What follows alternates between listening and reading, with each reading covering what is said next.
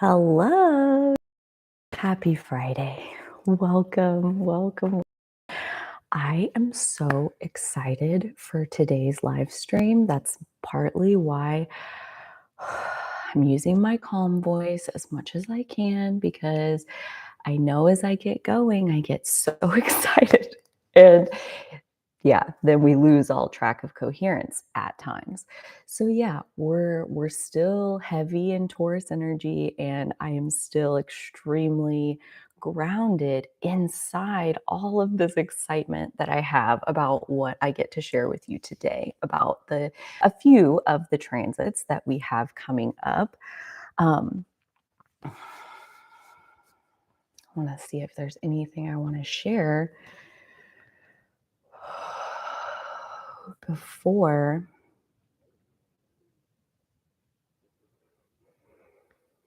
partly just this moment, this opening. Like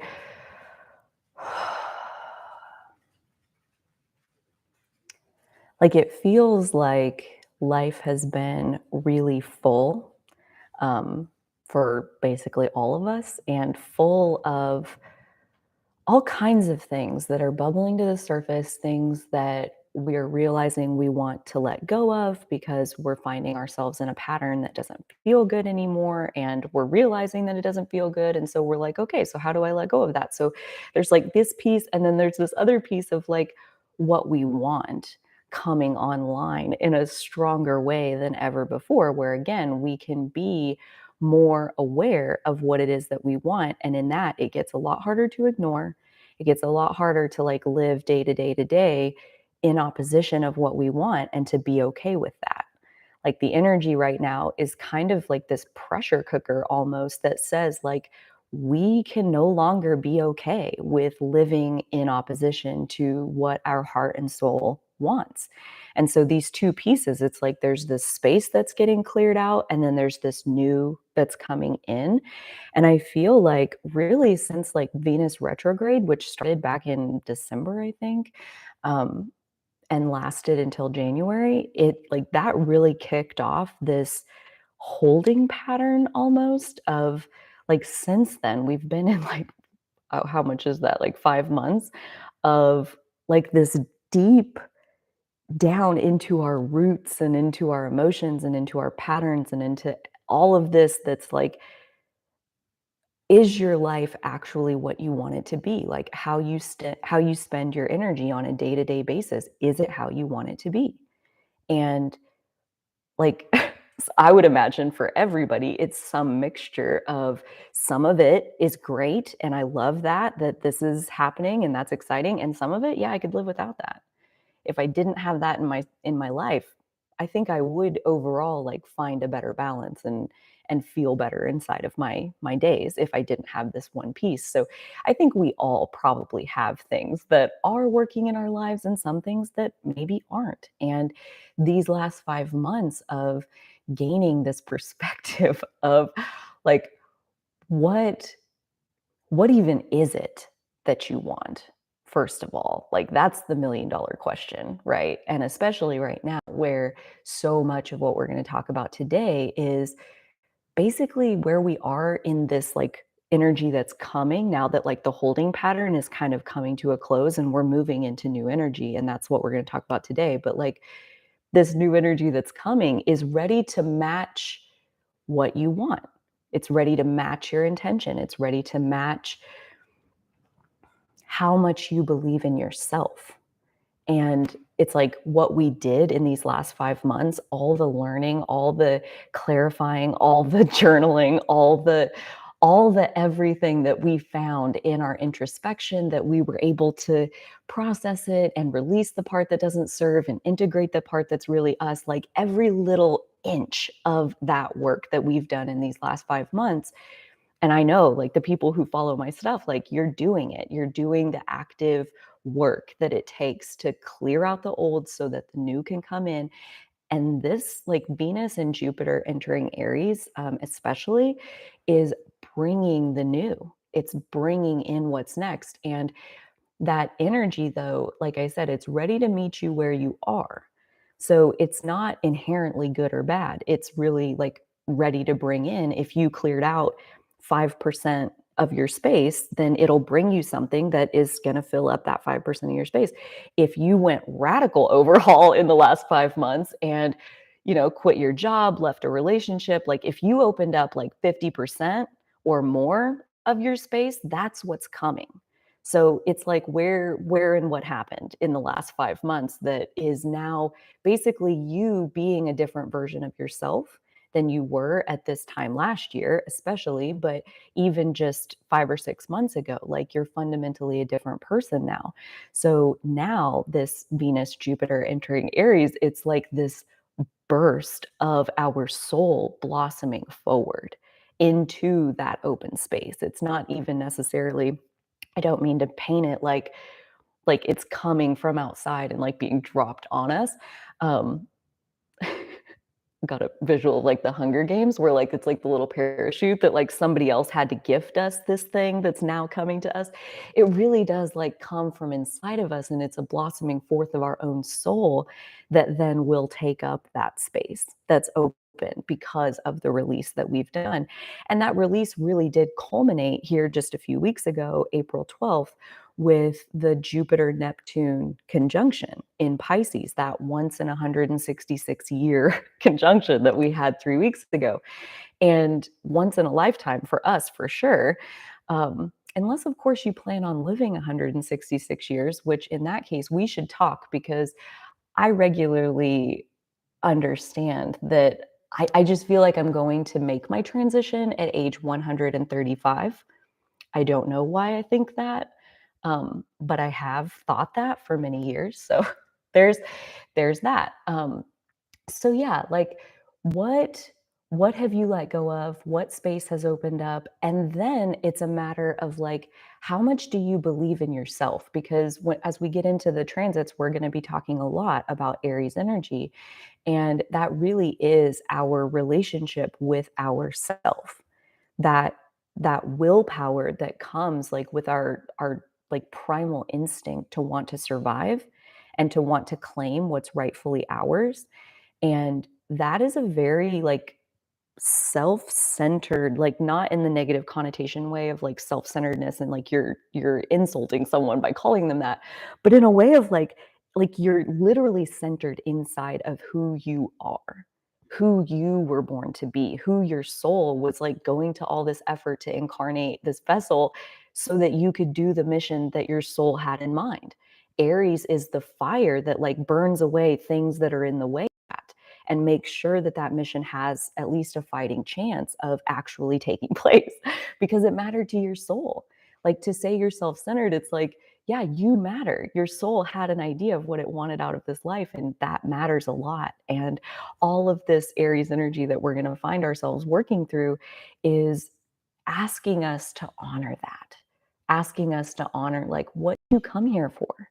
What is the purpose of your human? I said that a lot last week. That's a Hannah Gatsby quote. Like, why did you come here?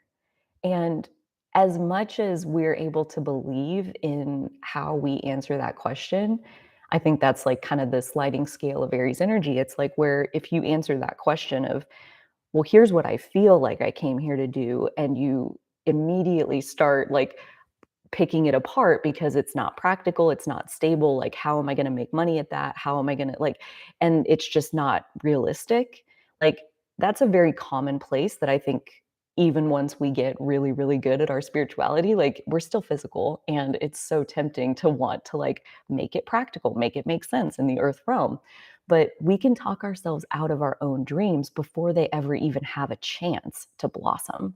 So it's like as we have that natural burst of who we are come forward and show itself to us, it's like, can you not talk yourself out of it? And if this sounds familiar, chances are you attended my March 25th live stream or caught that replay, because that's where we talked about the Aries new moon that happened on April 1st. So that meant that it was like the sun, the moon, Mercury, and Chiron were all just within a couple degrees of each other on April 1st. And that, if you remember back to how we covered that, it's like that was going to be this intentional preview of your highest self showing you this preview of who is the next leading edge version of who you came forward to be.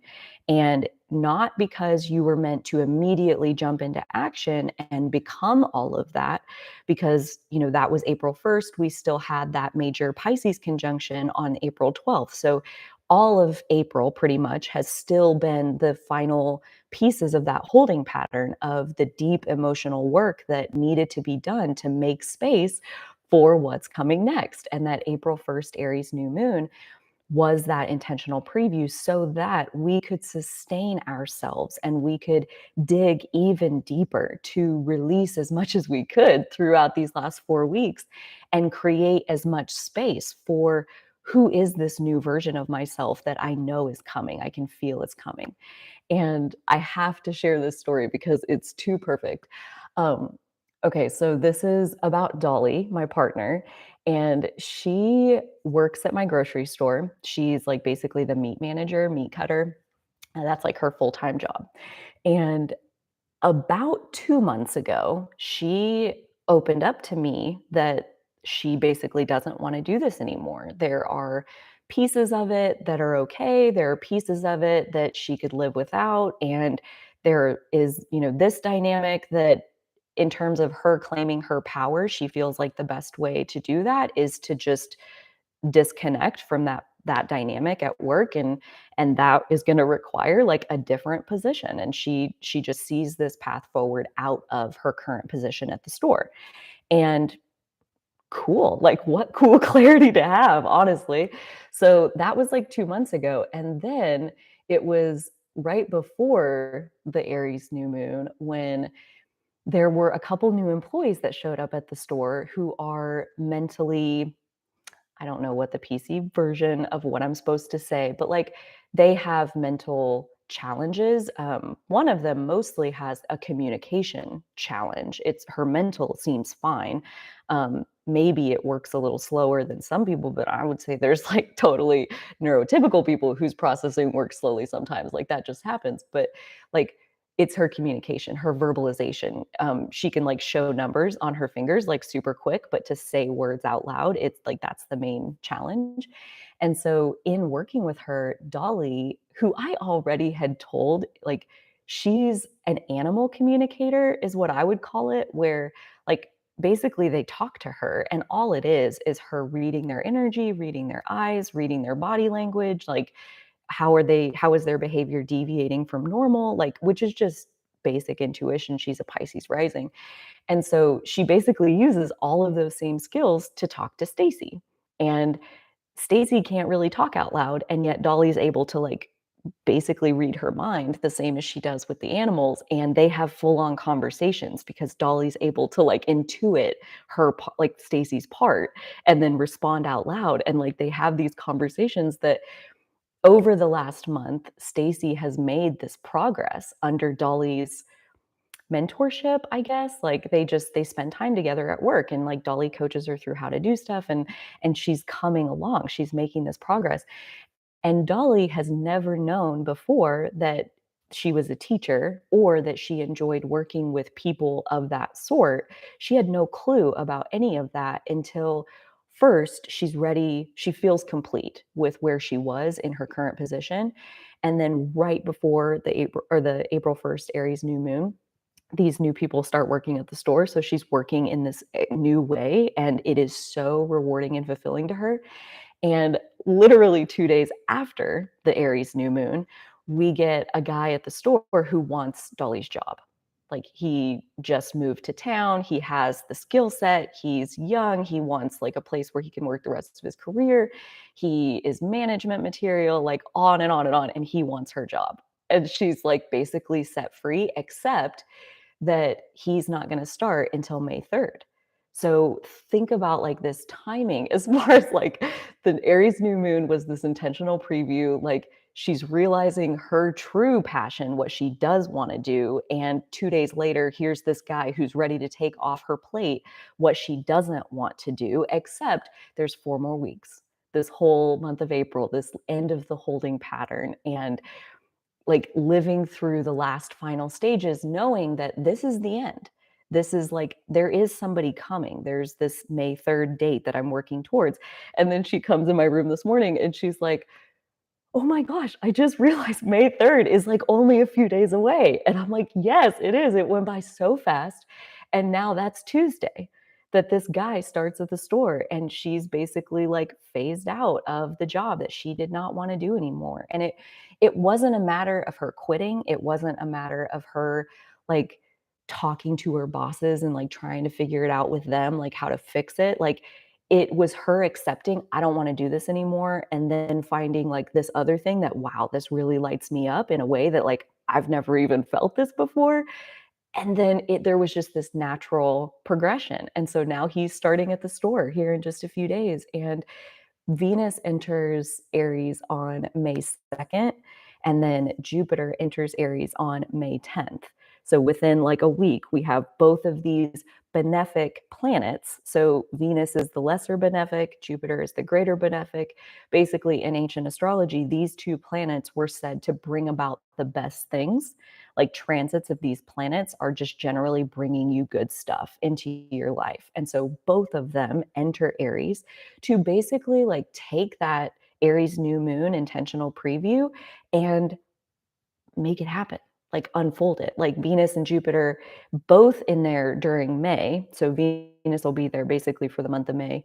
Right at the end of May, it'll move on into Taurus. And then Jupiter is going to spend 5 months in Aries before it will, through its retrograde, it'll go back to Pisces for like 2 more months here at the end of this year. And then at the very end of December, it'll go back into Aries for 5 more months before it moves on to Taurus. And then Jupiter carries through Taurus. It doesn't ever make it back to Aries. So we have 2 5-month chunks of Jupiter in Aries that basically my advice is take advantage of it because this is essentially like nuclear power for your soul. That's the main takeaway, that if you walk anything else, like know that these next 5 months and then the first 5 months of next year, this is like bringing that burst of energy to your dreams to like actually make them happen in the physical. Like when we get into Aries in detail, like so much of it is claiming what is rightfully yours. Like the fact that you're alive, the fact that you're physical means that you have a right to survive. You have a right to live out the life that your soul is asking for. And claiming that is up to you. Like in Stephen Forrest's Book of Fire, he talks about Aries as far as like, we all have a choice to make when we're physical. Are you choosing to be the hunter or are you choosing to be the prey? And no choice is a choice. You will be the prey if you're not going to decide. And so like basically this can be understood like in how we're responding to our Mars energy. Mars is the ruler of Aries, but essentially that Aries motivation is to claim what's rightfully ours. And with all this Aries emphasis, we can feel that fire of our soul, that blossoming forth of who we naturally are.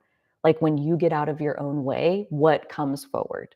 Like there was a poll on my channel here recently where I asked how often, or I phrased it like I engage with my passions, and then the options were like every day, once a week, I've done it a couple times, like, what are my passions? And there was like 20% of the people, I think 19%, something like that, that clicked on that, what are my passions? Like, I don't know yet what my passions are. So I think it's incredibly relatable that, and even the people who know what their passions are now can probably still relate back to a time in their life when you felt disconnected or like you didn't know. I know I sure can. Um, and I have been thinking about that a lot because that's like 1 in 5 people that don't know yet. And so thinking like, as a person who feels like I engage with my passion almost every day, how can I break it down like step by step into like the most simple terms as far as like how do you connect with your passion? Because I think this Aries energy, this Aries burst of our soul, like if you're not connected into a channel of like flowing that burst of fire into something, that there is a real chance for like implosion through restlessness, and just a shadow response to that energy is like a rush of aggressiveness and fighting and self-righteousness. And so there's plenty of shadow territory that we're going to cover when we get more into it. But it's like how to make a healthy response is to have a place to channel all of that energy, whether it's an exercise regimen where you are physically like getting that energy out of your body, or if it's a passion project, like you launch a new business or a new hobby or whatever it is, a new something that lets you experience your soul in a new way that you've never experienced it before. So that is kind of what's going to make or break these 2 5-month periods of Jupiter in Aries. We will have that Jupiter expansion of our Aries energy inside of ourselves. And so, kind of wherever we each are in terms of knowing where to channel that energy or not is kind of how it's going to move through our system or back up into our system and create blocks and eventually like it bursts through in some sort of explosion. We're talking about cardinal fire here. So there potential for it's highly flammable. Um, so as I've thought about how do you connect with your passion, the the piece that I think is like most practically helpful is to kind of zoom out a little bit from passion. And my understanding, and again, you're always welcome to, take what I offer with a grain of salt and leave what doesn't work for you, but it's like I understand it like passion is natural. Passion is like your heart beating or your lungs breathing or your blood circulating, which is technically your heart beating. So like it's natural. It's just part of being alive. Passion is. So if you look at it like that, then it's more like, okay, so then how would we understand feeling like I don't know what my passion is? And that's that's things that are in the way, basically. And again, this is all wrapped up in my own personal understanding. I'm not a trained professional. I don't know why I think this, but this is how I understand it. And it helps me. So it's like, what's in the way? Well, what's in the way is like, oh, ooh, that's interesting. So Abraham Hicks teaches law of attraction as far as 5 steps. The first step is that you ask. The second step is that source automatically grants you whatever you ask for. And then the third step is that you let it in. And so step 1 is that you ask, source answers, and then you let it in. And when you ask, like for example, I had a friend at one point who was like, all the time, like a broken record, like, what is my purpose? What is my purpose? I wish I knew what my purpose is. I'm so unhappy because I don't know what am I here for? What's my purpose? And it's like in that, in terms of like these steps of like you ask source answers and then you let it in, it's like she never stopped asking. So she's all wrapped up in asking, asking, asking, asking. And that is not letting it in. That's not the same frequency. If you're going to put it into law of attraction terms, like asking for something, asking, what is my purpose? I wish I knew my purpose. That has a frequency to it. It has a feeling to it. It feels all kinds of ways depending on how long you've been in that energy. And she had it pretty intense. She had it like really worked up inside of her being, as far as like she was really anchored at that frequency of, I wish I knew what my purpose was. And it's like when you are actually living your purpose, when you're experiencing your purpose, it feels so different. And the whole idea of law of attraction is that life can only ever be a mirror of what you have going on inside of you. So it's like if you're asking constantly, constantly demanding to know and wishing that you knew and upset that you didn't know and like just all of that has that frequency, you're not allowing the passion and the purpose to come in how it naturally would if you would let the cork float. If you would like get out of the way, so to speak. So, in terms of astrology, I think it's super helpful that there's basically a planet in your natal chart that shows you how to get out of your own way. And that planet is Venus. And Venus is how we relax, how we soothe ourselves. And we're going to get a lot deeper into Venus, but essentially, like, how do you help yourself find that equilibrium point where you can relax? You can stop asking, you can feel content, you can feel happy in your moment, you can feel peaceful in your moment. And Venus, engaging with our Venus energy, so whatever sign, house, aspects, like you have a very unique Venus energy, everyone does.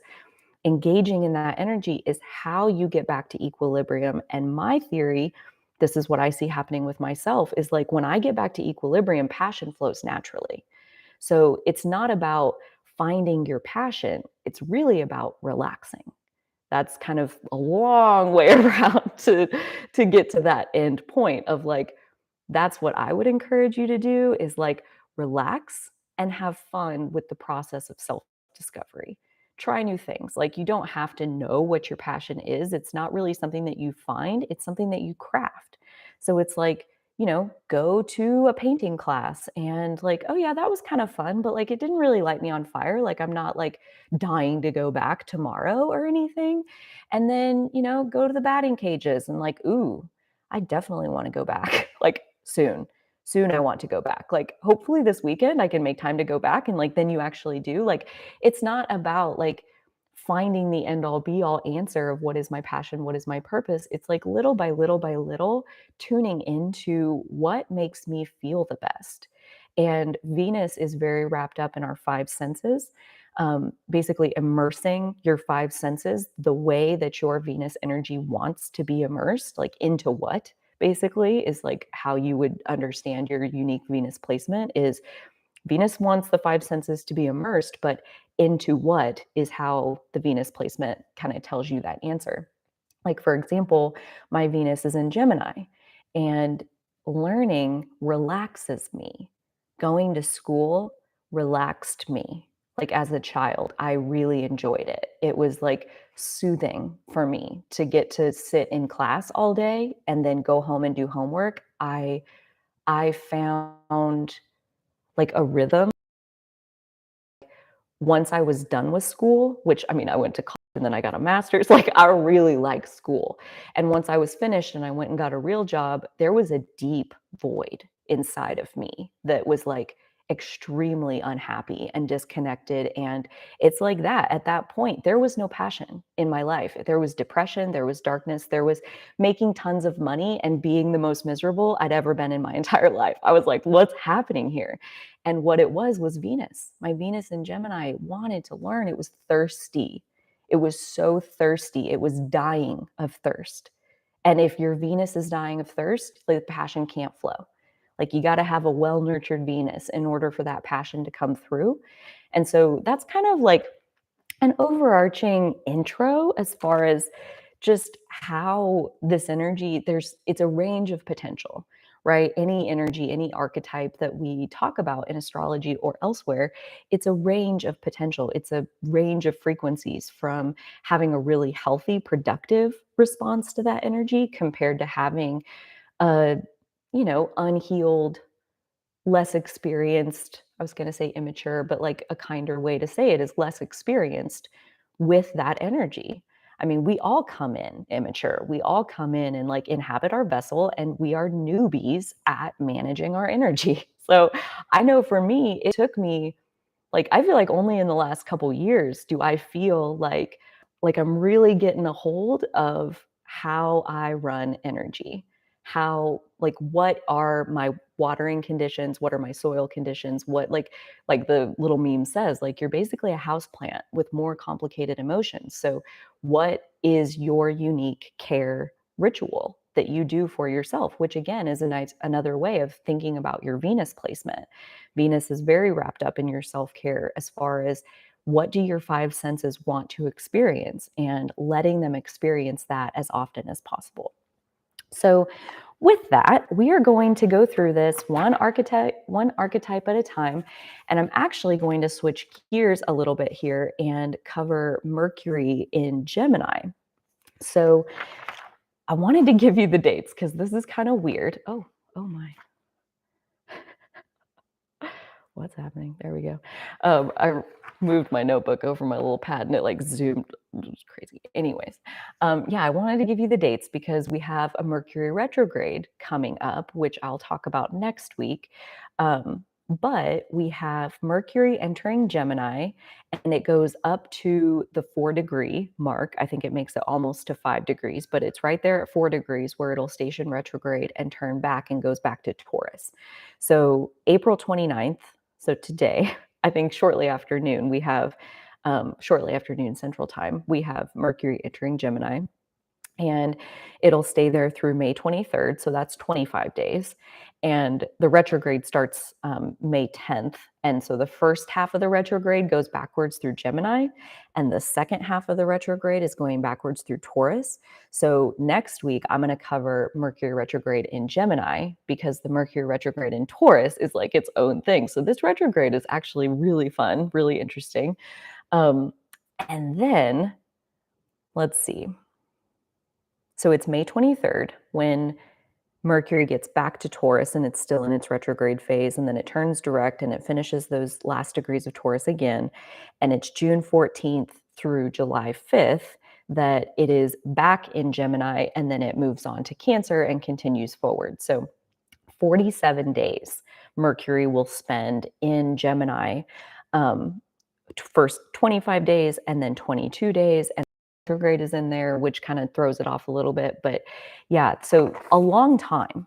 I mentioned previously that Mercury spends something like 15 to 67 days per sign. It depends on if it's moving straight through full speed ahead, it's only 15 days. If the retrograde is 100% included inside one sign, like what it'll be for Capricorn at the end of this year, beginning of next year, then it's 67 days that it's going to spend in Capricorn later this year. So to have it for 47 days in Gemini, that seems very significant. We're also obviously getting like another little chunk of Mercury in Taurus. Mercury in any earth sign just helps us ground our thinking and our perspective, and is usually a really productive time if you're tuned into the slight shifts in the energy that is. But with all of these 47 days of Mercury in Gemini, I gotta straighten my legs here. It's like this is my placement, is Mercury in Gemini. So I feel like I'm, trying to boil it down for you, like my whole lifetime of experience into like how can you make the best of these 47 days that we have coming up. And I think my number one piece is beware of boredom. So your need for stimulation, I think, is heightened when Mercury is either in Gemini or Virgo, which is its other domicile, its other planet or its other sign that it rules.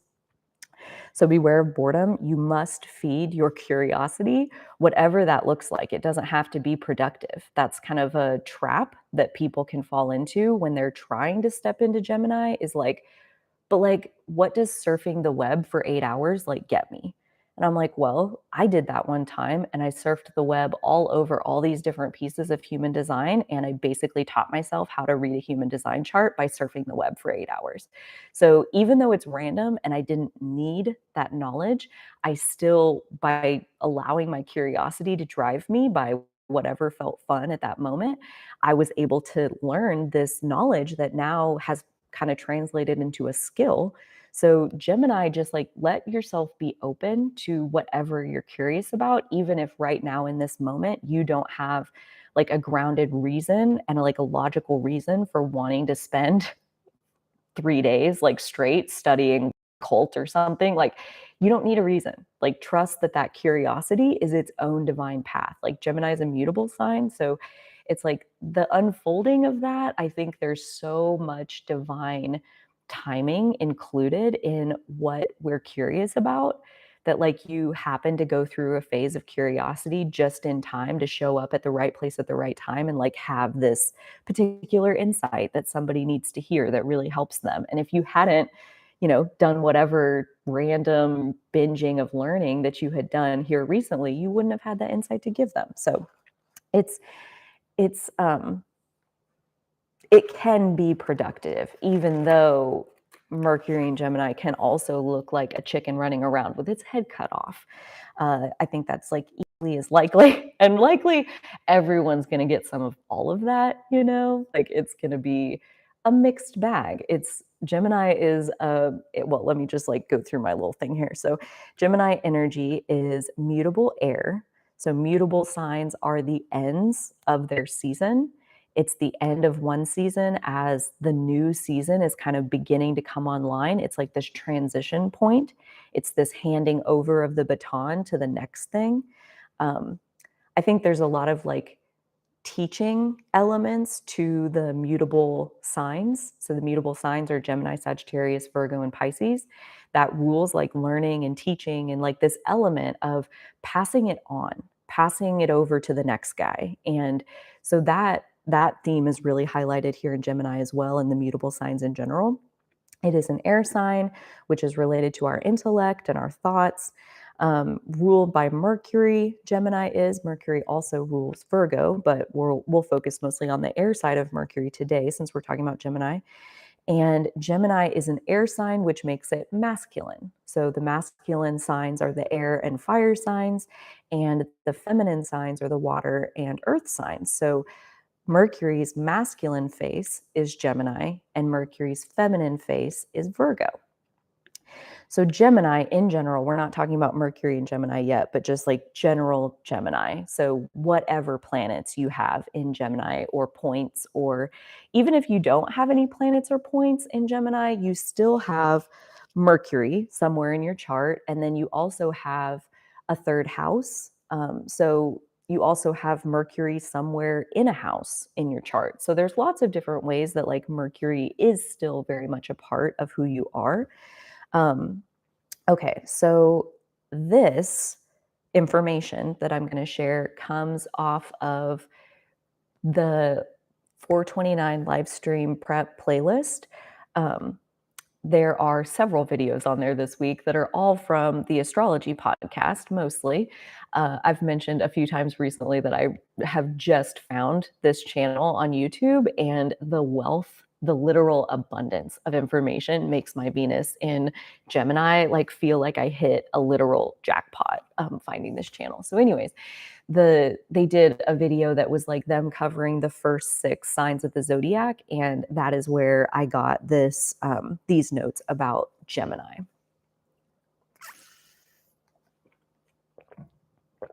So the first concept with Gemini that I found really interesting, I have 4 planets actually in Gemini. So it's one of my heaviest concentrations in my chart. So as I listened to them talk about this, like I feel like I got to know myself like in even greater detail. But the first word that they threw out was splitting.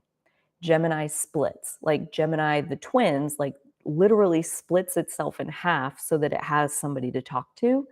And so like one of the potentials with that is that Gemini as an energy can be like self-contradictory, that like there can be part of you that feels one way and part of you that feels like the complete opposite, and that's just kind of normal, that like Gemini collects contradictions, and that they're just like a walking list of contradictions, and that basically their energy is kind of all over the place. Their personality can be a little bit all over the place.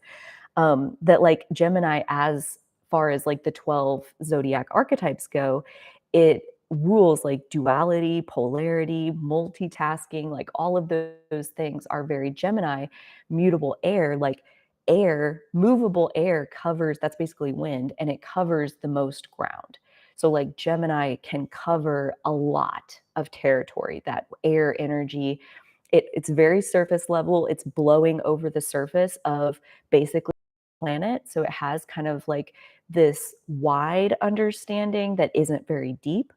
And I hear this a lot I attract a lot of Geminis to me, especially Gemini midheavens, it seems. And that's, interesting thought for another day. But it's like the best advice I can give to anybody wanting to step into your Gemini is like trust how all of these random, seemingly disjointed pieces, like trust that they really are connected. Like when you get far enough down the road, it becomes like really interesting how literally your life path is like weaving together 8 trillion different things.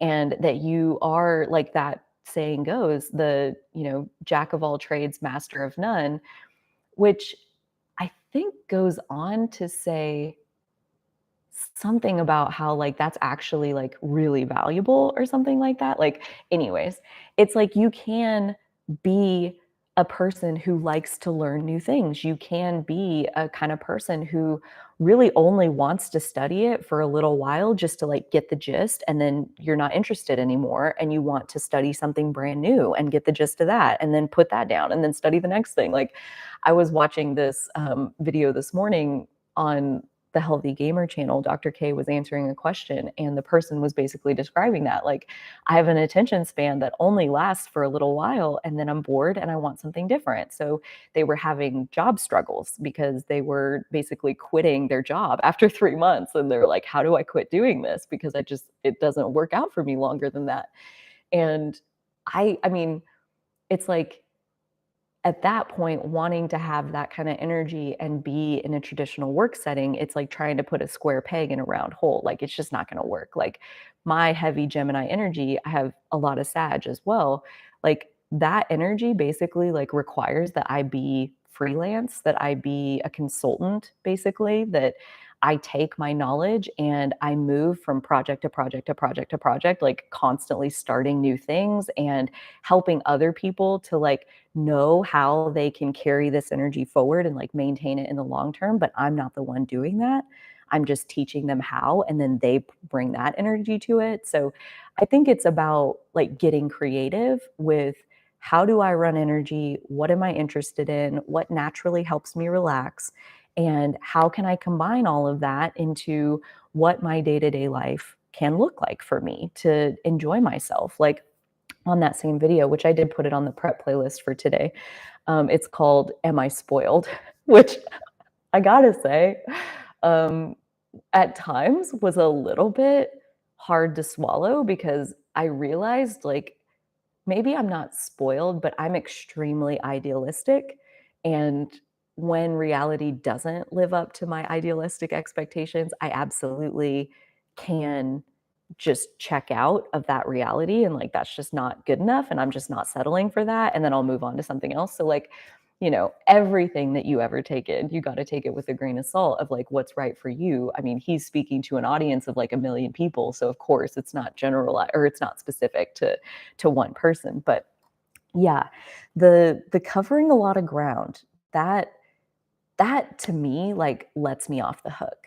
It like lets me know that, I wouldn't have been born with all of these planets in Gemini if I didn't want to cover a lot of ground, if I didn't want to be programmed to learn tons of different things. And that's one of the main reasons that I love astrology, is because one of the main pieces of being a professional astrologer is that you never stop studying astrology. It's like you really never can know enough. Like, there's just, the more you learn about astrology, the more you can learn about astrology. So yeah, that's like my favorite part of why I have stuck with astrology now for coming up on 2 years. It'll be 2 years in August that I've been studying, and that is really unprecedented in my life, to have a hobby that lasts that long. And I feel like I'm only scratching the surface of what I can learn in astrology. So it's keeping me entertained. So I've known for a long time, like since, being done with school and having that void of like, I really need to learn something. Um, After leaving that software company after 5.5 years, I knew that like part of my job, part of my work is going to have to be learning. Like, that has to be required. And so what did I do? I opened a grocery store with no grocery experience. So I had to learn how grocery stores work, which is a pretty big mountain to climb. But that was my favorite part of doing that entire project. Once the store was open and built, and it's just like a routine thing where you like repeat the recipe every week, like I was bored as hell. Get me out of here. So yeah, it's not like right or wrong. And I don't think it's like impossible to have career success with heavy Gemini energy. But I do think that there is like getting realistic almost about what is it that your energy is wired for, right? Like, we brought the exact right tools that we needed for the job that we were setting out to do. And if you have heavy Gemini energy, especially like what I'm describing, then your path, your work, your mission includes learning a lot of stuff. And that's why you carry Gemini energy. So it's fun, right? Like somebody without a big bunch of Gemini energy hears this and they're like, oh God, I don't want to learn. Like, don't make me learn. Like, especially heavy fixed energy. You're like, no, don't teach me anything, please. And I'm the opposite. I'm like, I am like a flower without water. When I'm not learning something, I shrivel up and I die. So it's like, what is your oxygen? What is your lifeblood, you know? And so that's like Mercury and Venus go hand in hand with how does your mind want to be engaged? That's Mercury. And how do your five senses want to be engaged? That's Venus. And for me, I have Venus, Mercury right next to each other in Gemini. So like mine is just a big pile of learning all the things I can learn. So that's Gemini. I want my mind changed, which essentially like sounds really weird, but again, this is why they can be accused of flaky. Gemini energy in general is very inconsistent because it does genuinely want its mind changed, which is to say, I want to learn something new. And when I learn something new, chances are I'm going to have a different opinion about it because now I know more. So, wanting your mind changed is not necessarily a bad thing, even though Gemini is extremely inconsistent. And that in our modern culture, that's not necessarily seen as a virtue. You know, let's be honest, like it's not praised in society to be flaky or inconsistent or like job hopping all the time or like those kinds of things. Like are kind of looked down upon, and that is neither here nor there. Like we can't control how people perceive us, but if you're carrying heavy Gemini or heavy mutable energy in general where you thrive on change, it's just about recognizing that and realizing like how can I construct my life around my energy so that I thrive in the middle of it instead of trying to put a square peg into a round hole. Gemini rules conversation, surprise, awe, and curiosity. Gemini, the twins, where it rules splitting and getting down into like the smallest portions of something, like wanting to understand how it works. Um, Gemini planets, like one thing isn't enough. So like Gemini midheavens, like you'll probably have like a few careers at a time. So like I make t-shirts, I drive for Grubhub, and I give spiritual readings over the internet.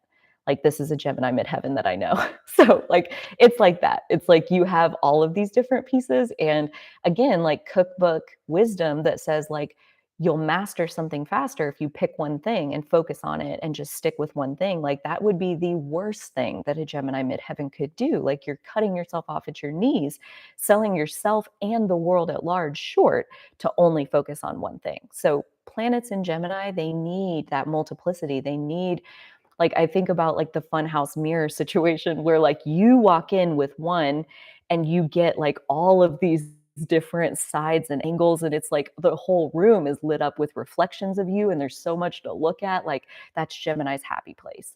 And that's Gemini like talking to lots of different people about lots of different things and just an open curiosity about being open to whatever life is going to put in front of you. Gemini is really good at shifting gears, changing directions and ideas. They are really fast at change and highly adaptable. So you think about like Mercury is coming out of Taurus and entering Gemini. So just as this Mercury example, which that's basically the same shift that most planets make, everything except for the nodes, which technically aren't planets. But anyways, they go the opposite way. So like they went from Gemini to Taurus.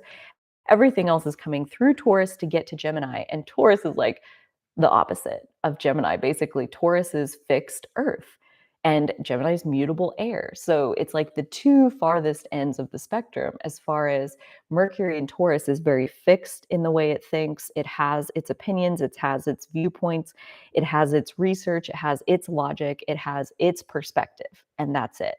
And it's like there's productivity to that because that's a very focused place for Mercury to be. It's not easily distracted or influenced by anybody else and what they're doing. So it does have a good likelihood of eventually getting where it's going, even if it does move slowly.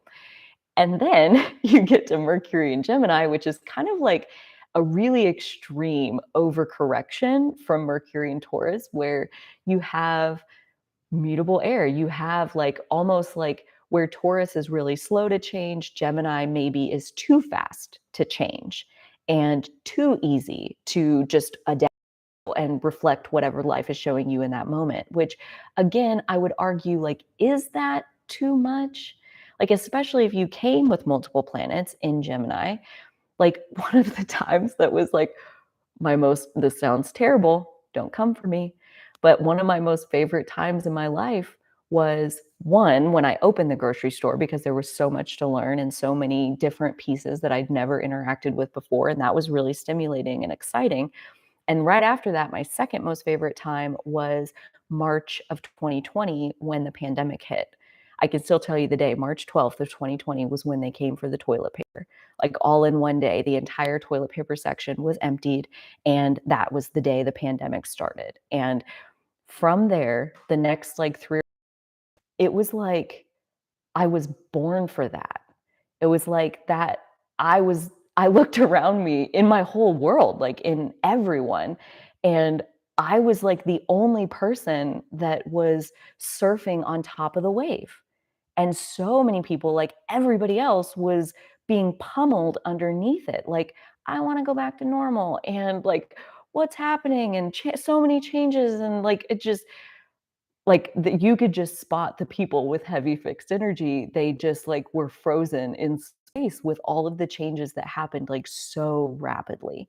Every single day, like, moment to moment to moment. There was a point in our existence, like, in those couple months, like, M March, April, May, where, like, we just told the staff, "When you show up for your shift, you need to find a manager, and you need to be updated on what's different today. Don't assume that it's the same as yesterday. It's changing every day, so please get your new instructions every single day that you show up to work, even if you worked yesterday. Get with a manager." The managers were meeting every single morning because we had decisions and changes to make every single day based on the changing landscape of what we had access to, what house is out. Our vendors are out of things. Like, what do we do inside of our store? Like, how do we handle this? And I thrived in a time where it seemed like everybody else, like, was very out of their element. So I think there's absolutely a place for mutable energy that if you have that in your own chart, that like lining yourself up with opportunities where there is a ton of change. Again, project management naturally fit with me because that's the whole point, is that we're doing new things. Like a project is something that doesn't exist yet. We're building new things constantly. And that really appealed to me because I don't want to do repetitive stuff. So Mercury and Gemini is going to be a season of anything that's like stagnant in your world is going to stick out like a sore thumb. Like anything that's routine and old hat and even a little bit you're bored with it, I would imagine by the time Mercury is done with Gemini, you're going to be a lot bored with it. Like can't stand to do it anymore. Like just can't put time into it. So a shadow of Gemini is the flighty, flaky, self-contradictory side where a lot of times like that heavy Gemini energy can change faster than other people can keep up with. And when that happens, they call you flaky. And so really take a step back and like what happened here? You moved faster than they can. And because they don't move that fast, they gave a negative judgment to what you're doing.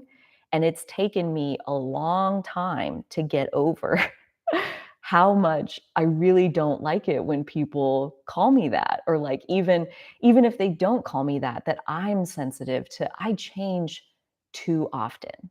And is there such a thing? No, I don't think so now. I definitely used to. I had a complex about like, I'm not reliable. My energy is not reliable. And that kind of filtered down into I'm irresponsible. I can't count on myself. I had a very real part of my 20s where like it was kind of in that turning point of I could see that I wanted to put myself out there. I wanted to like connect and I felt very held back by my unreliable energy where I couldn't schedule things with people because I would schedule it while I felt good and I wanted to do it. And then the chances of me still feeling good when the actual day came around, like, or being in the right mood at that time, like, it was so far fetched that, like, mostly I just canceled plans with people. And so that just kind of like you beat up on yourself because I'm so changeable. And I mean, is it wrong? Is it right? I would argue that whatever is in your birth chart is exactly correct. It's exactly the way that you meant for it to be. So, how do I take it and get value out of it instead of beating up on myself for it? Gemini gives a high tolerance for contradiction and ungrounded information. Especially Mercury and Gemini can do something like learn this random fact that like has nothing to do with anything and just like think it's cool and then spend an hour like reading more about it.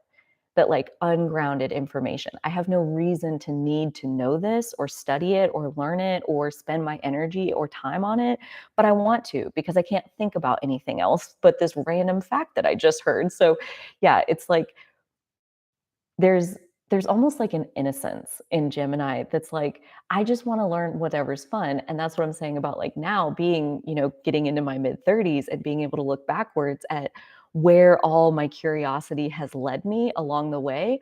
I can tell you, like, I think it fits together way better than it looks like it is in the moment. Youthful, energetic, apply and improve. Take an idea and run with it. So this is where like Gemini and Virgo are different, even though they're both ruled by Mercury. So when you have Virgo Mercury, that side of Mercury definitely wants to like figure it all out first, wants to like really dive as deep as it can into understanding what is this all about and what's the right way to do it? Is there any way I can improve on it? And Gemini is like going to listen to the first 15%, is going to say, yep, I think I got the gist of that. Now I'm going to start applying it. And as I apply this knowledge, I'm going to learn the rest of what I need to learn. Whereas Virgo would be more likely to sit and listen to like 100% of the instructions and then apply what they learned. I think there's more of a conscientiousness inside of Virgo that like doesn't want to make a mistake, where Gemini has a higher tolerance for like learning as you go and adapting as you go. One of my favorite quotes of all time is that we're going to build the airplane while we fly it. And again, depending on who you are, that may or may not sound too risky to undertake, but that's pretty much how I roll. That's how I do most anything. I learn best in the action of applying the knowledge, not in endlessly like absorbing it. And so that like speaks perfectly to when I did get into astrology. I had been studying for about 8 weeks before I offered my first paid reading. So like, yeah, like 2 months of study and this Gemini was like, "Yeah, I think I got the gist of it. I think I could sell some insight to somebody." Like, which looking back now was a very like pompous thing to think, but I did it and I've been offering readings for almost 2 years now thanks to that willingness to go. So that take an idea and run with it, like that uninhibited childlike innocence of really there is no such thing as a mistake. There's only, like whoever it was it like Thomas Edison who invented the light bulb? And he's like, I didn't fail 800 times. I found 800 ways not to make a light bulb or something to that effect. I got all those details wrong, but you get the gist of it. Like, really, what is a mistake? Like, what does that even mean? And in Gemini energy, there really isn't anything that's ever a mistake. There's only learning opportunities, and that's all Gemini ever wants anyway. So that energy definitely thrives. The more newness that you feed it, the better, the happier it's going to be. So that's like Gemini, and I kind of wove Mercury in there at times, but like Gemini in general. Mercury in general. So regardless of what sign it's in, this is the Mercury function. So like signs are motivational and planets are functional. And what that means is like the planet represents like the circuit board or the mechanism inside you of like it has a function inside you. And then the plant or the signs, the 12 different zodiac signs, they are flavors and motivations and attitudes and curiosities and perceptions and different sets of skill sets and gifts and all of that that can color and change each of the different planets, but the mechanisms, the circuitry of the planet is what it is. So like for Mercury, the circuitry is that this is how we understand things technically. which is another way of saying, like, this is how we learn. This is how we take in new information. We break it apart into pieces that we can integrate into the knowledge that we already have, which is a huge piece of learning. I honestly think that that might be why fixed energy can be resistant to learning, because it means when you learn something new, you have to change. You now have new information. Your entire picture has to change so that there's for that new information. And so that's where mutable energy, especially Gemini, enjoys that process. And with Mercury in a sign like Taurus, for example, fixed Earth, it's just you just don't learn as much. And that's kind of the the two-edged sword of any Mercury, is that you will be good at some things. Like Mercury in Taurus is extremely good at focusing on what they want and like what's important to them and what their priorities are. And like I said, they're not influenced by outside factors like at all, but they miss change. They miss opportunities for improving their circumstances because they're so locked into how they see it. Vice versa, Mercury in Gemini is almost too influenced by the outside world. They're almost too distracted by the outside world to where they can lose focus. They can spread themselves so thin that it kind of goes back to like the Pisces example of like the coffee on the floor. It's like it's just not efficient. You're not pulling it all back together to like turn it into something that's like actually valuable and productive. That's where Gemini, left to its own devices, it really isn't productive. That's not its function. It's an information gathering machine. Mercury, same thing. Like it's for thinking, it's for taking things apart and putting them back together, to create that technical understanding. Mercury itself is neutral.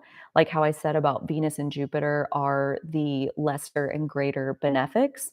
And then on kind of the opposite side, Mars and Saturn are the lesser and greater malefics. They're like they bring bad things or whatever, not to digress into that. But Mercury is neutral. Mercury is 100% neutral. Like it can either be really great and help you depending on whatever it's talking to and what sign it's in and all of that, or it's like not helping and it's part of the bringers of bad things because maybe you have like a Mercury Saturn conjunction or opposition or something like that. Like there's going to be more of the malefic qualities to it. So Mercury itself is like just neutral. It's like one example I heard was like it's like an Excel spreadsheet. It's like you put 10, the number 10 in the first cell, and then you put the number 5 in the second cell, and then you put the number 3 in the third cell, and all Mercury can tell you is 10, 5, 3. It's like if Mercury all by itself, I think about like just reciting what's in the phone book. It's like just facts. It's just information. It's not opinions, it's not judgments, it's not any of that. It's just raw data. That's like Mercury's function. And then whatever sign you have Mercury in, that's the data that it's concerning itself with. Um, Plasticity, changeable, and are Mercury keywords. I did not know this, but I learned in the Mercury deep dive video that's on the prep playlist, that's also from the Astrology podcast. Um, Mercury rules ages 3 to 12 of our human development, and that this time, especially once you hit 3, is characterized by asking why. Why? Like you're wanting to see how it works. You're wanting to understand, like, not just the surface level of something, like, not just like, oh, this alarm clock, like you can push this button and set it for a time and then it makes this noise. Like, great, but I want to take it apart. I want to see like what is the little mechanism that makes this button talk to, like what is it talking to, this little board, and then this wire comes down here. Like that's Mercury, like wanting to break it apart into its smallest pieces and see how it works. But all by itself, it's very neutral. It's detached, it's curious, it doesn't judge what it hears. It's like, what is the answer to this question? This is the answer. Oh, interesting. I don't have an opinion about that, what you just said, but it is interesting. I hear you and I took it in, and, you know, it just that detachment is very Gemini. It's also very Mercury. Mercury in general rules messages, so giving and receiving. Just in general, it's responsible for this idea of transmitting knowledge to another. So Mercury in rules Gemini and Virgo, and so like Virgo, like I said, is definitely more the listening side of Mercury, and Gemini is more the questioning, talking side of Mercury, but still has a lot of listening components when it's done well. Um, so Mercury represents knowledge, study, and pursuit. Like, I think the difference with well, difference, I don't know different from what, but, like, with Mercury specifically, um, it's responsible for things that you learn, not things that you just know, like, if that makes sense. So, like, we have things that intuitively we just know how to do, like, some people, they just pick up a paintbrush and paint a masterpiece, like, that's not Mercury. That's like, Mercury is like, I went to school for economics, and I graduated with a degree in economics because I learned the study and the science of economics, or I got this degree as a or a certificate as a project manager because I learned all of the different pieces and science of project management. It's a technical process of having to study and pursue and digest knowledge. And so that like it's an active process of learning versus like just knowing things or having inborn wisdom, which can happen with planets like Jupiter or the moon or the south node. Like, you just have skills, like we all do. We have gifts that we brought with us. Mercury, though, is the stuff that we acquired since we got here through our own applied effort. So I thought a little bit about this as far as like um, how the personal planets in general are uh, like working together. So like the sun being the central point of our natal chart, the center of our personality, it's the center of our solar system. It gives life to everything on our planet. The sun sign in our chart gives us the light to shine out into the world, and like the rest of it kind of all revolves around our sun sign. So it gave me this analogy where I envisioned the sun sign is like the president, like president of the United States or whatever, president of anything, the leader of the thing. And then the press secretary is Mercury. So in your own chart, the leader, the decision maker, the one with the ultimate authority is the sun sign. And then your press secretary is your Mercury sign. And that planet's job is to take what's going on the inside, which is all up to your sun, and to turn it into, how am I going to interface with the outside world? How am I going to express myself? How am I going to listen when other people express themselves? And you think about like the White House press secretary, for an example, they have a very specific agenda. They have things that they're allowed to say. There's things that cannot be made public, that like they know stuff that they keep to themselves on purpose. They don't release all the information. They're very strategic about the information that they do release. And then even when they get questions, they don't necessarily feel compelled to give away all of the different information that the reporter in that case is asking for.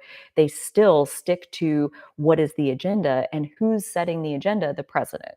The way, like, the just the authority of the government in general. Like, the press secretary does not have freedom, full freedom to express themselves at the little podium. So it's like there are restrictions. And so our Mercury sign is like, what are those restrictions? And our sun sign is, what is the ultimate point? Like, what's the message? What's the value? What's the directive that we're even trying to get across in the first place? And so that's where I think it's like really interesting when you start to see like the sun, um, the sun is the center, right, of the solar system, and everything else is going around that. Mercury and Venus are the closest planets to the sun, and then the Earth. And so Mercury and Venus, they can only be in the sign that the sun is in, or Mercury can be 28 degrees away from the sun. So it can work out for Mercury to be either in the sign behind or the sign ahead of the sun, depending on where it's at in its retrograde motion. And then for Venus, it's 2 signs. I'm not sure exactly how many degrees, but I know Venus can be up to 2 signs behind the sun or 2 signs ahead of the sun. So you're always going to be right there with Mercury and Venus working on behalf of your sun. And so, like for me, I am a person that has the sun, Mercury, and Venus all in one sign. And I see people in the world who are like that. And it does seem to create a cohesion where again, cohesion can be a blessing or a curse, because if you're headed in the wrong direction, there's nothing else like pulling you out of that bad direction. You have all forces going towards the same cliff. But like I said, it can also like create harmony inside of yourself and like self-understanding. And like at least these very personal forces are kind of all on the same page. Um, versus people who have like Sun, Mercury, and Venus, like all three in different sides. I find that fascinating. And it does happen where, yeah, they have all three pointed in different directions. And I wonder what that's like as far as like, I'll bet it creates an additional stability by the time you get to the end of your journey. But probably early on, it may be a little bit maddening to try to figure out like how to keep all of this in balance. But, I digress about that. So that is Mercury and Gemini. So I have just like some keywords to leave you with as far as like Mercury in Gemini and these 40, was it 47 days or whatever? Yes. 47 days that we'll have Mercury in Gemini. So keywords: free association, discovering and hunger for new ideas and information, a high desire for conversation with others, light and airy in our thoughts and ideas, channeling. I'm going to come back to that one here at the end. Downloads of insight, which is kind of another way of saying channeling. Excuse me. Attention has a life of its own.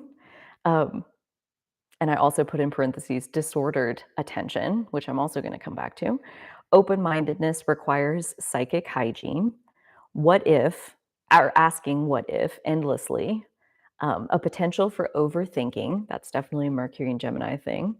But so is connecting the dots in a new way. Like Gemini, in all of that free association, can take a scatter plot of ungrounded information, seemingly ungrounded information, and can draw a line between every single dot on the map and tell a story that people are like, wow, I've never heard it put like that before, but that definitely drives the point home better than I've ever heard it. So yeah, I think there's definitely potential for kind of not necessarily like even just coming up with a new idea, but like putting a new spin on an old idea so that it's easier for other people to understand. Because remember, Mercury is responsible for imparting knowledge to another person. And if you're putting it in an analogy that like just paints a perfect picture and they instantly get what you mean, that's definitely like kind of the highest expression of what this Mercury and Gemini is capable of. And last but not least, it does go broad rather than deep. So Mercury in Gemini covers a lot of ground versus becoming like the world's leading most expert on the planet Saturn or like one particular thing. Like, no, Mercury in Gemini would not be satisfied with that path. Um, so the ones I wanted to come back to are channeling. And I think that, again, this is my own personal opinion, but I do think that everyone channels. I think everyone is open to some extent, some more than others. And the more planets you have in Gemini, I do think the easier time you have, like kind of letting your thinking mind take a break so that you can be open to something else coming through your brain. Um, or even just to say like the gift for free association that like I'm able to talk, and as I'm talking it might remind me of this other thing and then pull that in, and then it reminds me of this other thing and pull that in. And it's like, what is that process of like I'm saying something and then being reminded of this other thing? Where did that other thing come from? How did it rise to the surface as being the most relevant thing I could say in this moment? And to me, it's like that's basically channeling, is whatever's rising to the surface, like that constant movement of energy through your awareness, that brings examples and clarity and different ways of looking at it and different ways of saying it.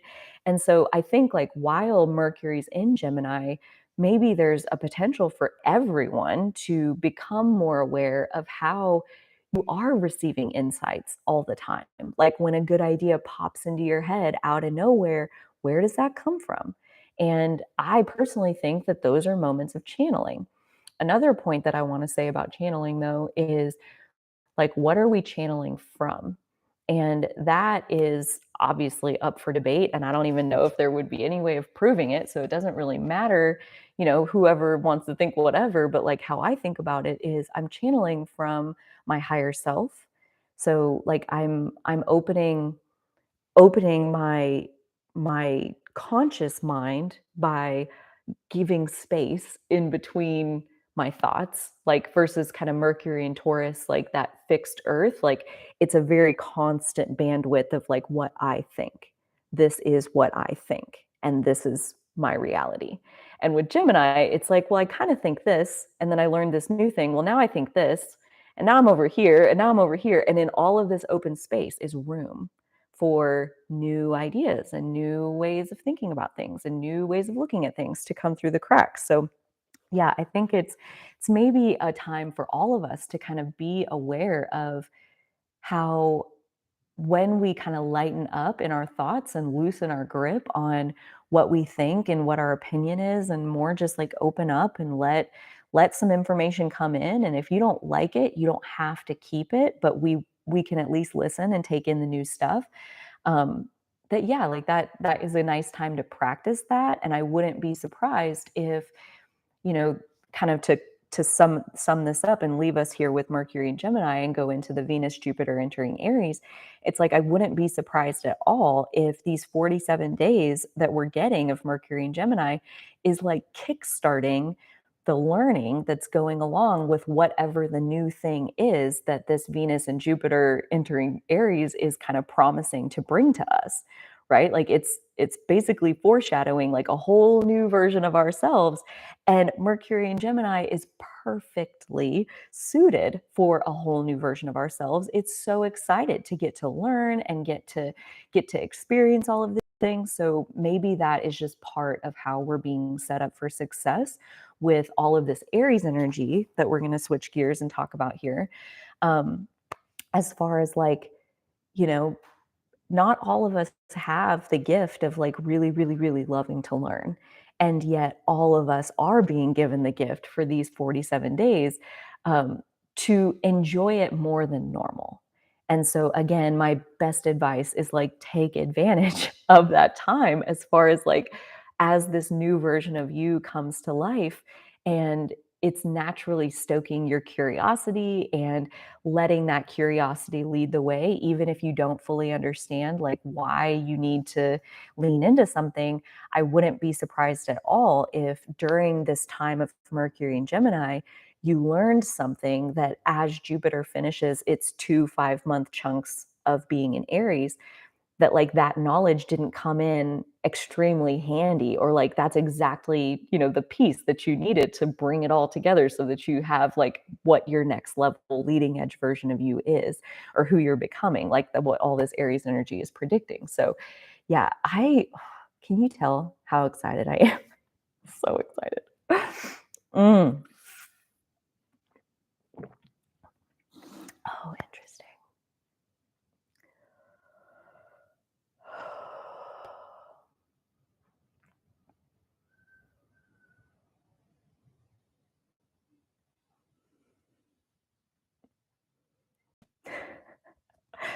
I would okay, so this one, Shay, I want to respond to. In other words, Gemini Mercury is the scientists in Jurassic Park who were so busy trying to see if they could, they didn't stop to ask if they should.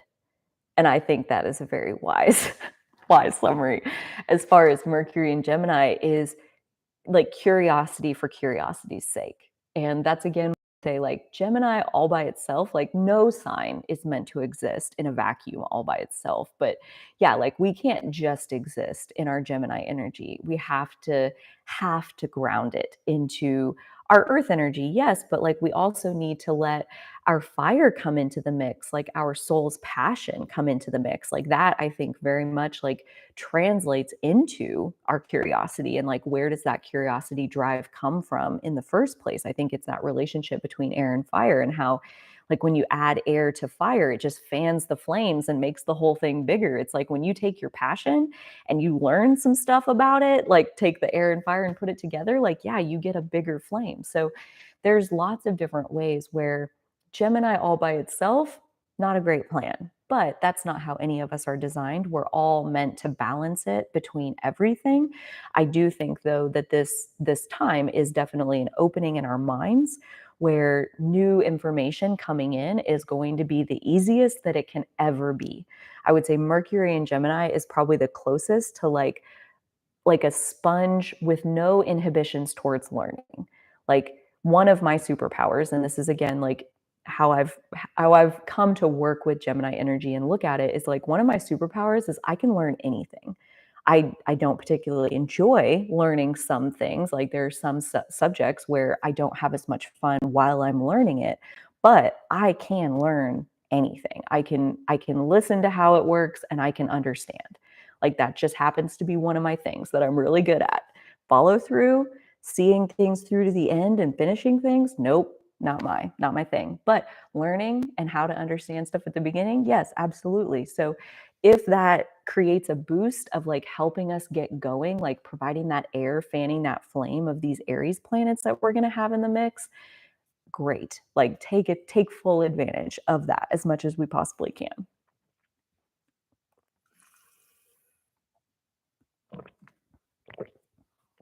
So, Aries. We'll turn the page here and flip back to Aries overview. And then we'll talk about Venus in Aries and Jupiter in Aries real quick. So let's see. So Aries is cardinal fire. It is the cardinal signs are the beginning of each season. Like we said, mutable signs are the ends of the seasons. Then cardinal, they hand over to cardinal energy and that begins each season. So Aries is the spring cardinal sign. It begins the spring. And you think about like cardinal as starting, like it starts things, and that's represented in the seasons, but also think about starting fire. Like, how do you start a fire? Like, literally in the physical, how do you start a fire? You can rub two sticks together until you get a spark. So basically, there's friction, and then you get a spark, and then things catch fire. So that's how fire starts. And Aries thrives on that friction that lets their fire rise to the surface. So that is just like very, very basic. How we can think about Aries is that it includes friction.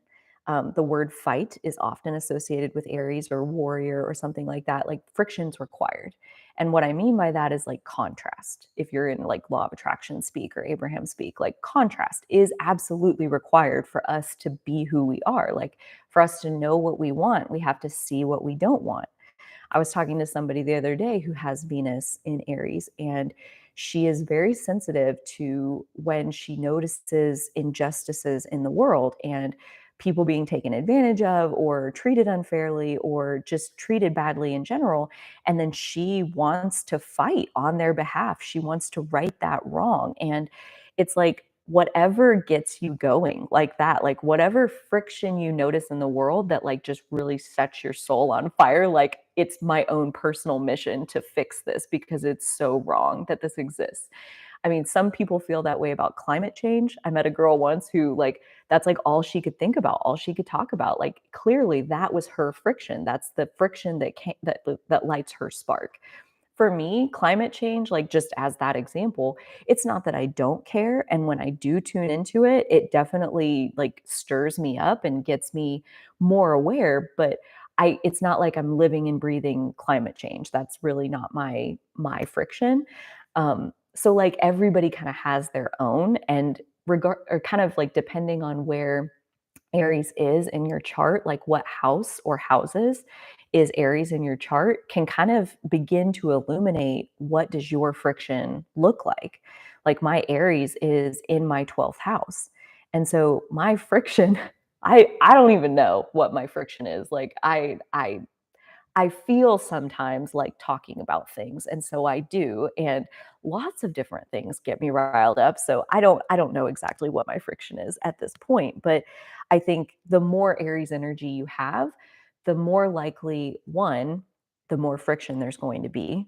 But two, the more friction means the more sparks and the more likelihood that a fire will catch and will burn away anything that is not authentic, that is not your true soul's mission. It burns stuff out of the way. So that's actually really helpful. The keywords for Aries are self, identity, what's worth fighting for, raw spark of life, claiming what's rightfully ours, protective instincts, courage, willingness to be bold, relationship with yourself. Remember, the sister sign of Aries is Libra, and that is our relationship with others.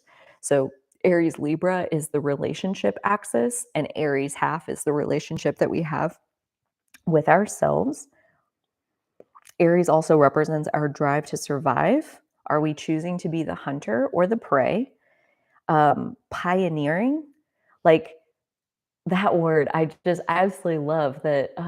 So that came out of the Aries deep dive that's on the Astrology podcast, where Rick Levine and Chris Brennan talk over 3 hours about what is Aries energy. And one of the words that Rick adds is that it's pioneering and enterprising. And when you think about pioneering, it's like the definition of pioneering is that you're doing something where it's impossible to make a plan. Like, you can't have a plan and be pioneering. Like, the definition of pioneering is that you don't know what's going to happen, and you have to adapt and respond and roll with whatever unfolds in the moment. So Aries energy is really good at walking in cold to a situation and putting the pieces together, kind of MacGyver style, which is interesting. My dad has an Aries moon and an Aries south node, and then a bunch of Virgo energy. And he is like the real life MacGyver. Like, he can walk into anything and fix it, like just put the pieces together. So between the Virgo energy of that's where his Mercury is and his sun and some other stuff, of like take it all apart and figure out how it works and like put it back together even better than it was before. Plus that Aries of like, I'm not scared by the unknown. I actually like the unknown. I like the problem solving that goes along with being surprised in the moment by a challenge and like, oh, well, that's interesting. I wonder how. And Aries, I mean, it's really all about like experiencing ourselves in different sides, the different sides of ourselves. And when we encounter uncharted territory, it calls a whole different version of ourselves forward than when we're in our routine and doing things that we've done a million times. That's Aries thrives in that unknown kind of adventure setting. One of the keywords for Aries is intensity, and this made me chuckle because it reminded me of a scene from the movie Tommy Boy. If you're familiar, there is a moment where Tommy and David Spade, Richard is his name in that movie, they're at a roadside, like, I don't know, like country kitchen or whatever. And um, Tommy wants the waitress to like get him some wings, and she's like, the fryers are off till 4, and so I can't get you the wings. And he takes the dinner roll and he's like, let me tell you why I suck as a salesman. I get my sale and it's like a little pet, and it's a pretty little pet, and I love my pet, and I poke it and I massage it and I love it. And then I go and he like tears the roll apart and drops it on the table. And then I kill my pet because I'm like Jojo the circus clown with like, I don't know what. Yeah. And it's like that. It's like intensity where you're so excited that like you literally burn up the thing that you love. And I think that's definitely a side of Aries where that fire can burn real hot. And depending on how many planets you have in Aries, like if you have a whole bunch of Aries planets, you're meant for your fire to burn real hot. And basically what that means is that if people can't take the fire, then they're going to naturally fall away from your life, and that you'll be left with the people who do support that side of yourself. And that Aries can get a very bad reputation for being rude and like brisk and just like inconsiderate and all of those kinds of things, which are kind of the opposite of Libra. But that really, like, it's not intended as that. It's just such a high priority on doing what works for you. Like, it's kind of like that self centered energy, which I personally don't look at as inherently bad. I think it definitely increases the likelihood that you're going to live out the mission that your soul wanted. Like, kind of like Taurus, like it's not easily influenced from the outside. It's like when you have a bunch of Aries energy and your parents are like, you should do this with your life. You should go to medical school. You should go to pharmacy school. You should go. And you're like, no, I don't want to. I want to go to photography school and be a professional photographer. I want to go to, I want to take a year and go abroad and travel around and backpack. Like I know what I want. I don't need somebody else to tell me what I want. Like that self-centeredness is actually a really beautiful gift in terms of how it increases the likelihood that you are going to live out what your soul came forward for. So as we have Venus and Jupiter entering this, like these are the things that are going to be these benefic planets are entering this sign of increasing our chances, our opportunities for living out what we came here to live. Aries is our passion, it's our raw fire in the present moment. Aries is an incredible burst of energy, like a really fast, like strike. Like I list in that Aries episode, they were talking about like Aries fighters compared to like a Scorpio fighter. Like if you had like a boxing match or like UFC or something, and you had like a really Aryan person compared to a really Scorpionic person, and they fought, the Aries person has to win in like the first blow. They win by like that one strike, and it's like a knockout and it's over, and the Aries person won. Yay. And if they don't, they most likely will lose because Aries doesn't have the staying power of like, it's a cardinal sign. It's about the beginning, it's a rush of energy in the moment. And as far as staying power goes, like the other sign that Mars rules is Scorpio. Mars is also exalted in Capricorn. So when it comes to starting things, it's like Aries is the burst of energy that gets it going in the first place, but carrying it through to the finish line and actually seeing it through to the end is more a Scorpio and a Capricorn thing. So it's like having realistic expectations of like, what is Aries energy capable of?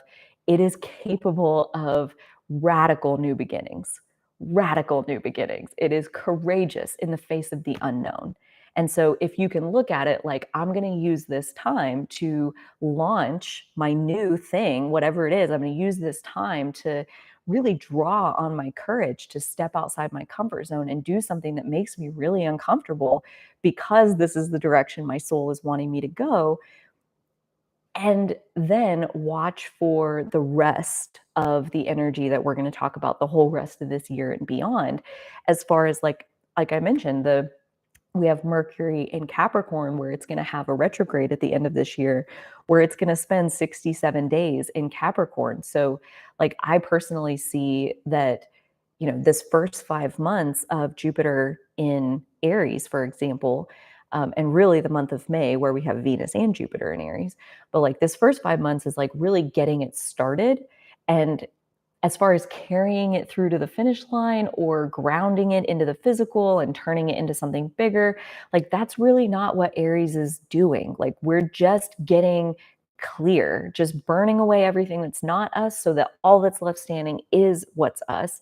And then like it's with Mercury and Capricorn is one example, that's where the energy will be present to take it to the next level and ground it into something in a physical structure and offer it to the world and turn it into something bigger. So I guess my takeaway there is like, don't feel like you need to rush the process.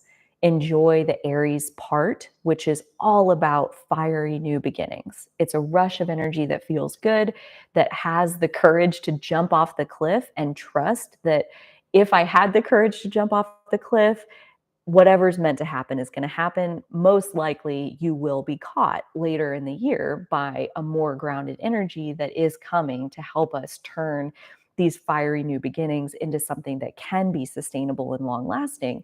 But I would say, like this morning, I was drawing tarot cards for myself to see like, basically what message would help my highest good at this time, I think was what I asked. And I drew the Ace of Pentacles. And it is all about new beginnings and how ideas that are coming forward at this time are rich in potential, that basically like they do have what it takes to end up being that bigger grounded into reality thing.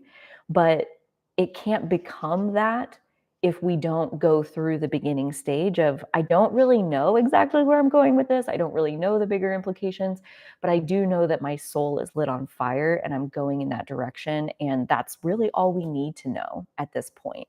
Like Aries is very childlike and impulsive and very quick to begin new things. And so again, it's like depending on who you are, that can maybe have a negative connotation to it, maybe a positive connotation, I feel like, but that's just me.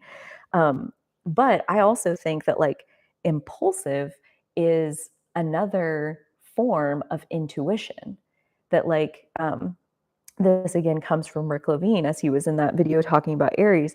He gives the quote or the saying, ready, fire, aim. Ready, fire, aim.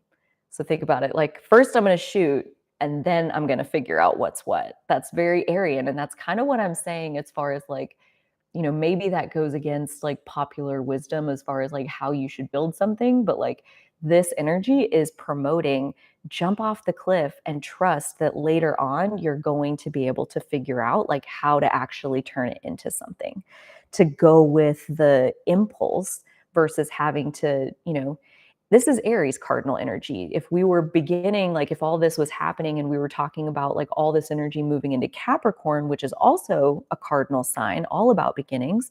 But Capricorn's approach would be to get a lay of the land, come up with a big picture strategy, figure out your resources, come up with what do you want to do, what other parts are there. Okay, and we have this plan, and then we can go forward. If that's where the planets were, that would be the advice that I'd be giving you. But the planets are in Aries, and that says, like, screw the plan, take charge, run forward, and trust that the path is always going to be unfolding under your feet as you get there.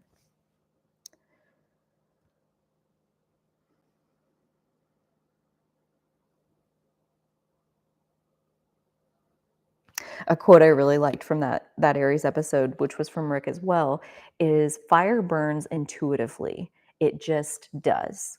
Doesn't think about where should I go, what should I do? It's the fire is feeling where is the most fertile ground. Like if it's a branch is burning and there's a fork and like this side is wet and this side is dry, it just naturally burns on the dry side because it can burn easier and better on the dry side than it can on the wet side. So like there's no decision, there's no logic, there's just I can do here and I can't do here, so I'm going to go this way, easy peasy. And so it really got me thinking about the difference between, because basically what Rick is saying is that fire is intuitive energy as well as water. Like I myself included, like think about when I think about intuition, I almost always associate that with water energy exclusively. And as he said, like, fire energy is another side of intuition. It opened me up to like, are they all sides of intuition? And I think they are. I think earth energy has a form of intuition, air energy has a form of intuition, fire has a form of intuition, and water is a form of intuition, that they are all capable of knowing things that they have no business knowing. And it's like my mom is a good example for like heavy earth energy, and she just has this like really practical outlook on the way things are, and like she can just look at something and like change it around to make it easier and better and more efficient and like a higher quality of life for the person having to live within this system. And like I can look at the same thing and I don't see those solutions. And like that's her form of intuition, is that she can just see these solutions. So like I think there's lots of different ways for intuition to play out. Um, but fire intuition is like I think of it as like you find yourself doing something that you didn't decide to do. Like your body just started doing it and you kind of like your mind kind of plays catch up.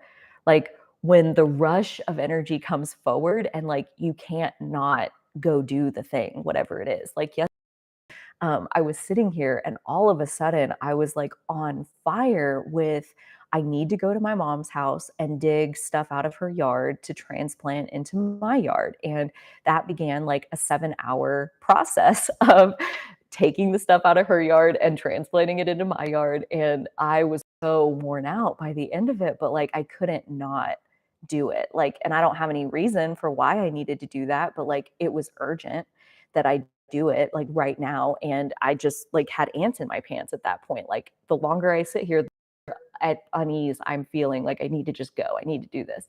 And then it was like perfect timing. It was like I had a nice conversation with my brother. I went to lunch at my grandma's. I had a nice conversation with my mom. And it was like so often the fiery inspiration that comes forward, like, yeah, the inspiration is to go dig stuff out of the yard and transplant it over here. But the journey that that took me on was so much bigger and more involved than just transplanting stuff. So I think it's often like that, like our fire intuition, it puts us into motion. And so all of this Aries energy, it's going to put us into motion. And the scariest part is going to be that maybe we don't see where that motion is leading.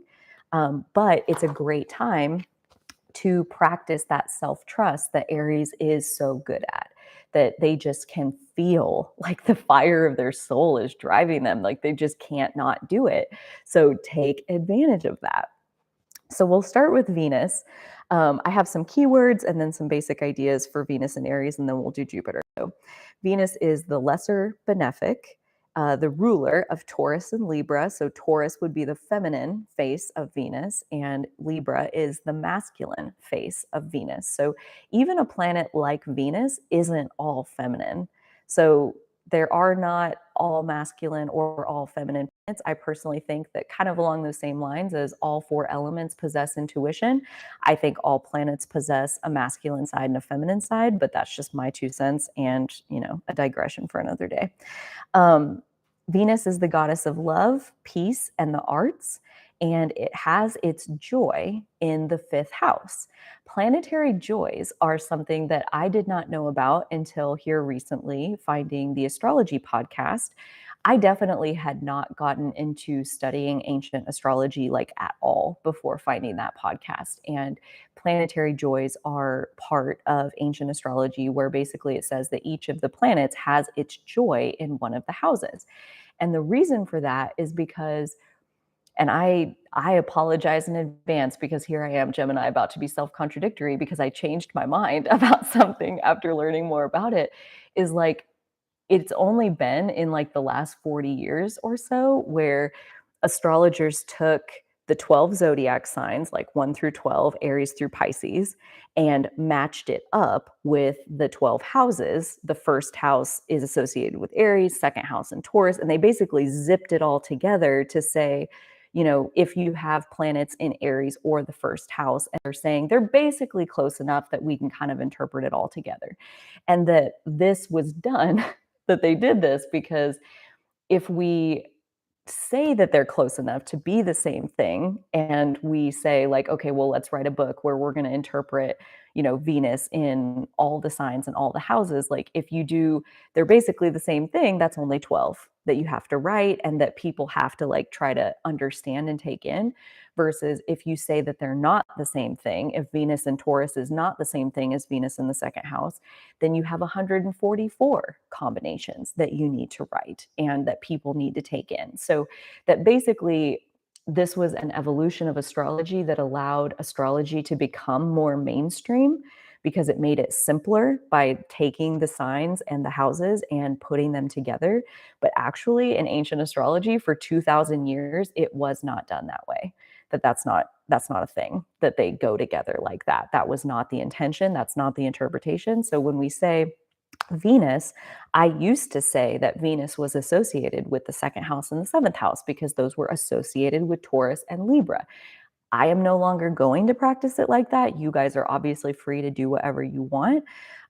But that's where the planetary joy comes in. That's how they did tie planets back to houses, in addition to having planets ruling signs. So the planetary joy of Venus is in the fifth house. So some keywords for Venus.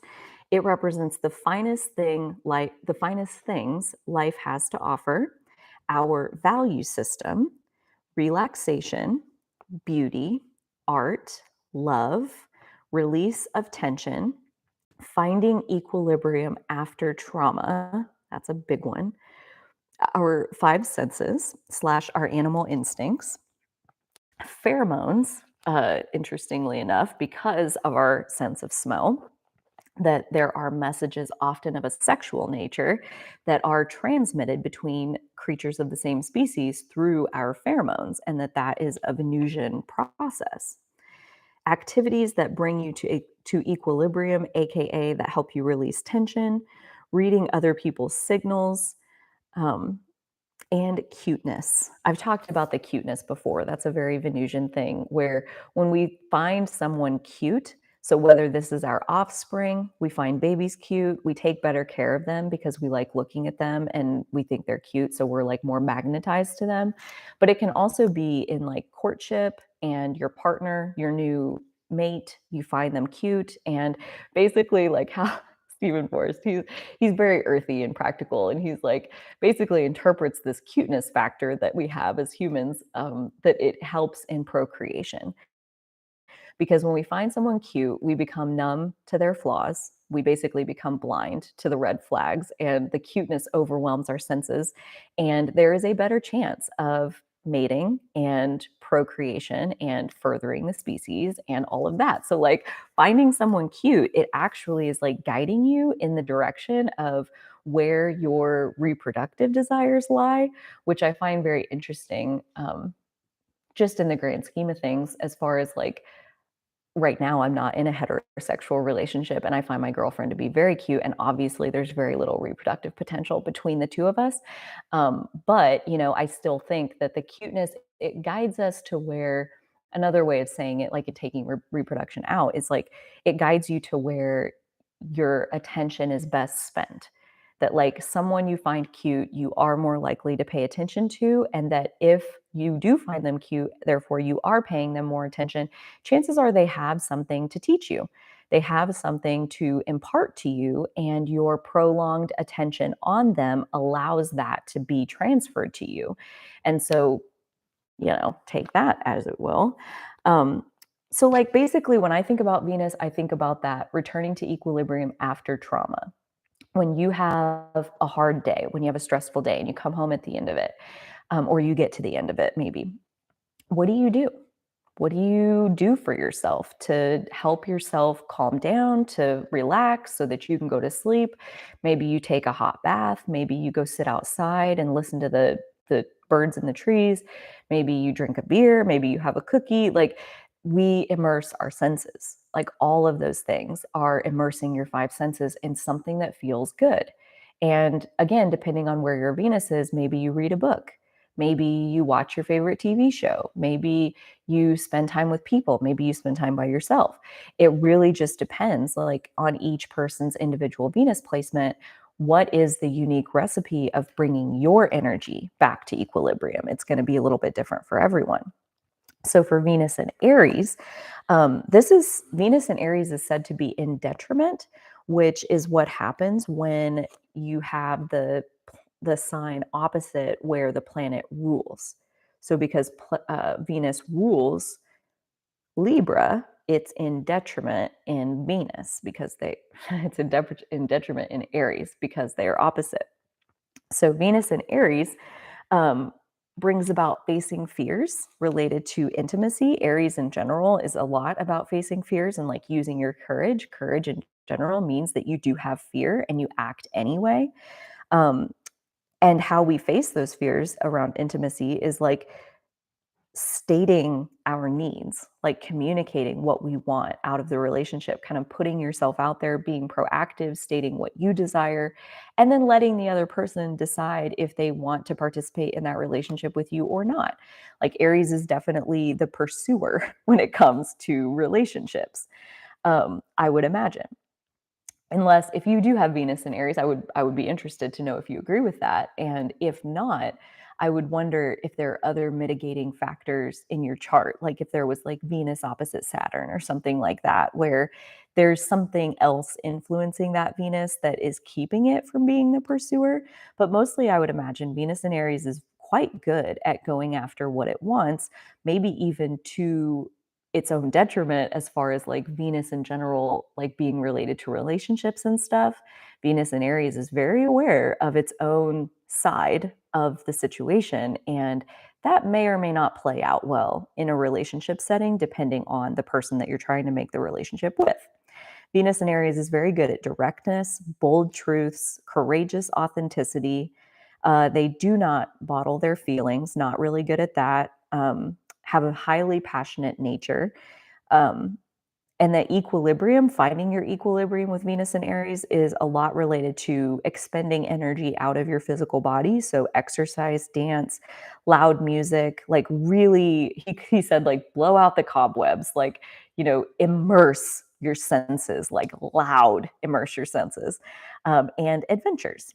The shadow of Venus and Aries, though, is that you can be self righteous, and that stands in the way of true intimacy, where basically, again, you're overly fixated on your side versus listening and discussing and finding that point of center harmony, which is really what Libra is good at. So, Venus and Aries inherently isn't isn't necessarily set up to find that harmonizing point, or maybe could even go like in deep shadow, could be like a doormat where rather than like risking rocking the boat or something like that, they take every ounce of what they want and like set it to the side and then eventually blow up. Like that, when you have Aries planets, like any amount of bottling will lead to the explosion. It's inevitable. So like again, I go back to my dad, like that Aries moon and Aries south node, like he does not bottle. Like however he feels, it comes out in the moment. He burns it off in the moment. He spews out a bunch of really mean stuff at times, and then he feels better. And some people, like my mom, are really good at being like, oh, good, he got that out of his system. Great, let's move on with our lives. Meanwhile, me, I'm sitting over here like I have daggers in my heart from the things that he just said. There is no rolling off of me. So again, it really depends. Like clearly, like I couldn't be with someone like my dad. Like his temper and his outbursts would just tear me apart to have to live with someone like that versus my mom, like she doesn't take it personally at all. She doesn't care. Like when he starts getting into that, she's like, all right, just leave him alone. He'll figure it out. And she just goes about her life and her business. Meanwhile, I'm listening to what he's actually saying and I'm taking it all to heart. So it all just depends on Aries energy isn't wrong, but it definitely, I think, because it's related to the self, when you have a strong Aries energy, you're gonna have to find a partner who is able to give you the space that you need to kind of indulge that big fiery self that comes out a lot of the time. Because that's just how you are. Not meant to bottle stuff up. That's okay. So the shadow, the rest of that was that you can dramatize matters. I think with fire energy in general, like all the shadow of fire energy is like you're dramatic. Like when you feel stuff, you feel it big. It's big and it's intense. Um, and that there can be a tendency with heavy Aries, especially Venus in Aries, like for revenge, for like wanting to get even, or like kind of the shadow of Aries in general is like winning at all costs. And so Venus and Aries, like one of the challenges and like things to practice is cultivating forgiveness and acceptance over revenge. And if you do have intense negative feelings towards someone, you're better off being direct and telling them how you feel outright and giving them the option at that point to say, okay, well, I don't agree. And therefore, like, I think we should go our own ways. Or maybe in expressing what you really need slash want, they'll be like, oh, yeah, no big deal. Yeah, we can do it that way. That's fine.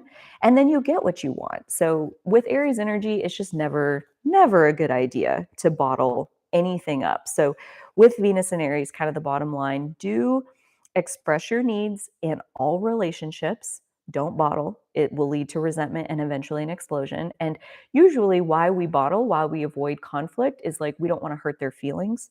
We don't want to upset them. We don't want to, cause pain or, dysfunction in the relationship. But like, let me tell you, an explosion is way worse. It's 100 times worse in terms of the damage that it causes. And if you have heavy fire energy, you know all about this already.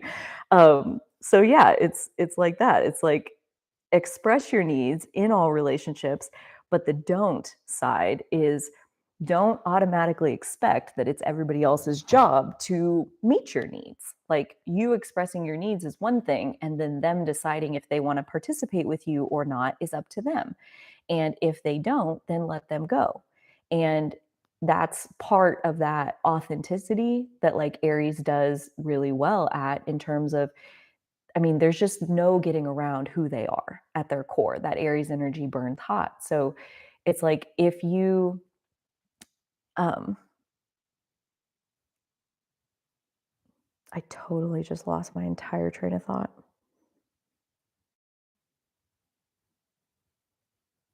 I think the Venus and Aries bottom line is that it does turn up the, like Venus, how do you find equilibrium? How do you find that state where like you feel like I'm okay? I don't need anything right now because I'm okay in this moment.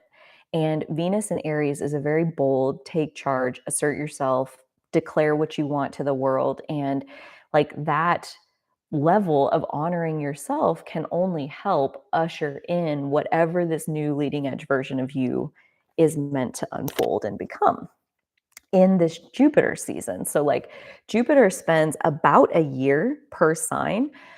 Thanks to its retrogrades, it's really not as straightforward as far as like, okay, well, it's going to spend 12 months in a sign all at once. Like this Pisces 12 months, which I think it does add up thereabouts 11 or 12, but it was like three different chunks of Venus or and of Jupiter and Pisces that we had. So it went into Pisces and then retrograded back to Aquarius, and then went through Pisces real fast and got to Aries and then retrograded back. And so, like, three different times we have Jupiter and Pisces, and together it adds up into about a year per sign. So, we said at the beginning, like, we have Jupiter going into Aries for 5 months and then it'll retrograde. Um, wait, what? No, it goes into Taurus. Let me go back to that page.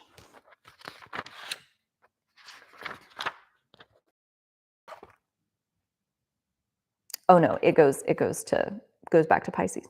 So May 11th is when Jupiter enters Aries and stays there for 5 months until on October 28th it goes back to Pisces thanks to its retrograde, and it's in Pisces for a couple months. And then December 20th is when it gets back to Aries and stays there until May 16th of 2023.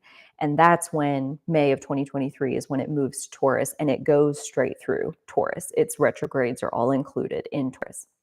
So I find it really interesting where the retrogrades fall and like what signs we're getting extra doses of and how things get split up, because like Jupiter in Pisces, for example, is a very very good placement. Like Jupiter is the ancient ruler of Pisces, so it's very happy there. And it's like we got three different doses of Jupiter in Pisces, where we could be with that energy for a little while, and then like we went back to Jupiter and Aquarius and we could kind of ground it back into what we saw as the future of humanity and how we thought about that, and like the air side of like how do we actually understand that and how does it all work. And then Jupiter moved back into Pisces, and so again like we go back through being with that energy and like the interconnectedness of all things. And now we're going to do 5 months in Aries and then go back for 2 more months in Pisces, where it's like, okay, now we're going to take everything that we know about this bright future of humanity, the interconnectedness of all things, and we're going to move Jupiter into Aries, where the whole point is to let your soul do whatever it's calling for. Like whatever fire naturally blooms forth out of you, let it happen.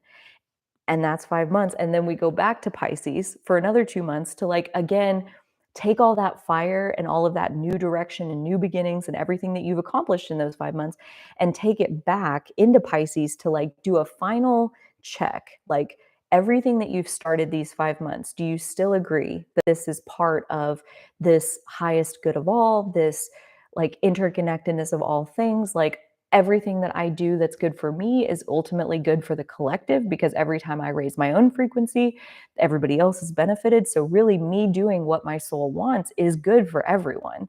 So, it all kind of works together. And I find that really interesting that now we're going to have kind of two equal sized chapters of Jupiter and Aries. That I would imagine, like, it's going to be chapter one of like kind of seeing seeing the terrain for the first time and like getting a better lay of the land and moving out into that uncharted territory. And then we're going to go back to this like base, this home base of Jupiter and Pisces, and reconnect like our spirit, our bodies being as merged with source energy as they possibly can be there in Pisces, and reconnect with our highest selves. And then chapter 2 of Jupiter in Aries is like everything that we learned from chapter 1 plus the added wisdom of what source had to add now that we learned from chapter 1, and now bringing that entire set of wisdom and experience and direction and intention, bringing that for chapter 2. So I am like super pumped for the December 20th through May 16th Jupiter in Aries. Like I think that's so fitting that like that's going to cover the calendar new year and like really give some extra juice to like those New Year's resolutions that always kind of come about at that time, but like really pushing us forward to say, like, we are ready. I am ready. Like, I have encountered who I'm becoming.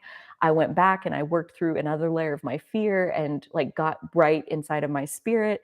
And now I'm here and I'm like legit ready to kick some ass and be a badass. Like in the video where they on Astrology podcast where they talked about the first 6 zodiac signs. It's on the prep playlist. And it was Austin talking about Aries planets. He's like, Aries planets just want to be a badass. Like they just want to kick some ass and like go out there and like, own it. And that it feels right. It feels like there is something that our soul is like deeply ready for. And even if we don't know the specifics of what that is, like I think it's still entirely possible to live that out. So I have some keywords for Jupiter in general. It is the ruler of Sagittarius and Pisces. So like Sag is the masculine side of Jupiter. Pisces is the feminine domicile of Jupiter. Jupiter has its joy in the 11th house of friends and networks and community and all of that. I really like this kind of really easy way to understand Jupiter is that it either brings excellence or excess, that it's one or the other. And that basically, like, excellence is kind of the highest frequency of Jupiter, and excess is the lowest frequency of Jupiter. And I don't remember the guy's name, but he was. The person in the story that they told, I think this was on the Jupiter video, which is on the prep playlist if you want to check that out. But it's like he was 27 years old and he was a drug addict already and maybe a musician, I think. And then he inherited a bunch of money and he basically overdosed on his drugs and didn't make it past like inheriting this money. And that was like a Jupiter transit in his chart, was the bringing of all of this money, and that instead of using that money to create excellence in the world, he used it to overindulge and eventually kill himself. So Jupiter all by itself like is pretty neutral, even though it is the greater benefic, like the good doer or the bringer of good things. I think it's easy once we get into the keywords. There's a main one that I want to focus on. So I have a lot. So aspiration, grandness, expansion, growth, nobility, reaching for more, development, subjectively, what is that? Subjectively enjoyable, abundant experience. And I think that would be like for you, what do you feel is abundance? And some people might want a lot of money, yes, but like other people might want a lot of adventure. Other people might want a lot of learning. Other people might want a lot of peace. So like based on where your Jupiter is in your chart, what sign, what house, what aspects, all of that is telling you what is your own subjective definition of what is an enjoyable, abundant experience. Generosity, graciousness, receiving grace when you need it. Like, I think there's like even a phrase in the Christian Bible that goes something like, God never gives you more than you can handle, or something along those lines of like, when you truly need support in this life, almost always there's somebody that shows up to help you. And I know for me in my life, like that's definitely been the case. In some of my darkest moments, it's like somebody shows up with a lantern. Thank you very much. So faking nobility is another keyword. A match funder, that meets you where you are. So a match funder on a venture capitalist project might look like, okay, well, you put in $1 million and I'll match that. I'll put in $1 million to match your investment. So Jupiter as itself is fairly neutral. It's matching what you've got going on. So like going all the way back to the beginning of Jupiter and Aries, is like, this is your moment. This is your moment to believe in yourself, and the universe will be right there to match pace with what you're doing. But if you don't believe, the universe, like, that's all they're matching is your own self-belief. So encouraging us to lean into our courage, which says, like, even when we're not 100% confident or clear on where we're going or what we're doing, like, we're still going to go there and we're still going to do it. Jupiter's often associated with luck, but how the guy puts it in the Jupiter video, and I apologize, I forget his name, but he says it's more like preparation meeting opportunities, that Jupiter is bringing opportunity. Jupiter doesn't bring all of the different pieces, it just brings the opportunity for you to show up and put your skills and your tools and your energy into that opportunity, and that from you putting your energy into possible benefit. So it's potential for good things, but good luck or bad luck for that matter is either in the good luck side, like preparation meeting opportunity, or bad luck side is you had the opportunity, but you weren't prepared. And so Jupiter transits by nature don't necessarily guarantee that you're going to have like some gigantic windfall or like a bunch of money dumped on you or like something like that.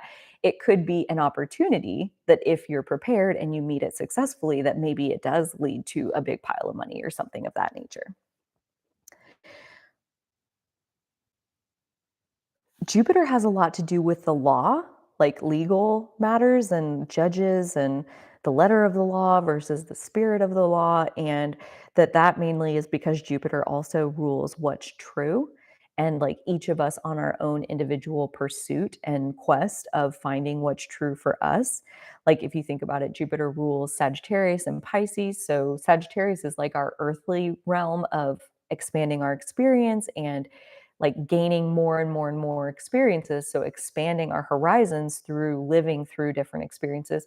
Pisces is more like the metaphysical side or the energetic realm, where basically the same thing. We're expanding our perception by having metaphysical experiences. So that's that Jupiter and Pisces energy that we are just coming through, is having those metaphysical experiences, having that added connection with non-physical energy where we can feel it personally ourselves and like know it more clearly than ever before. That's a version of having our horizons expanded.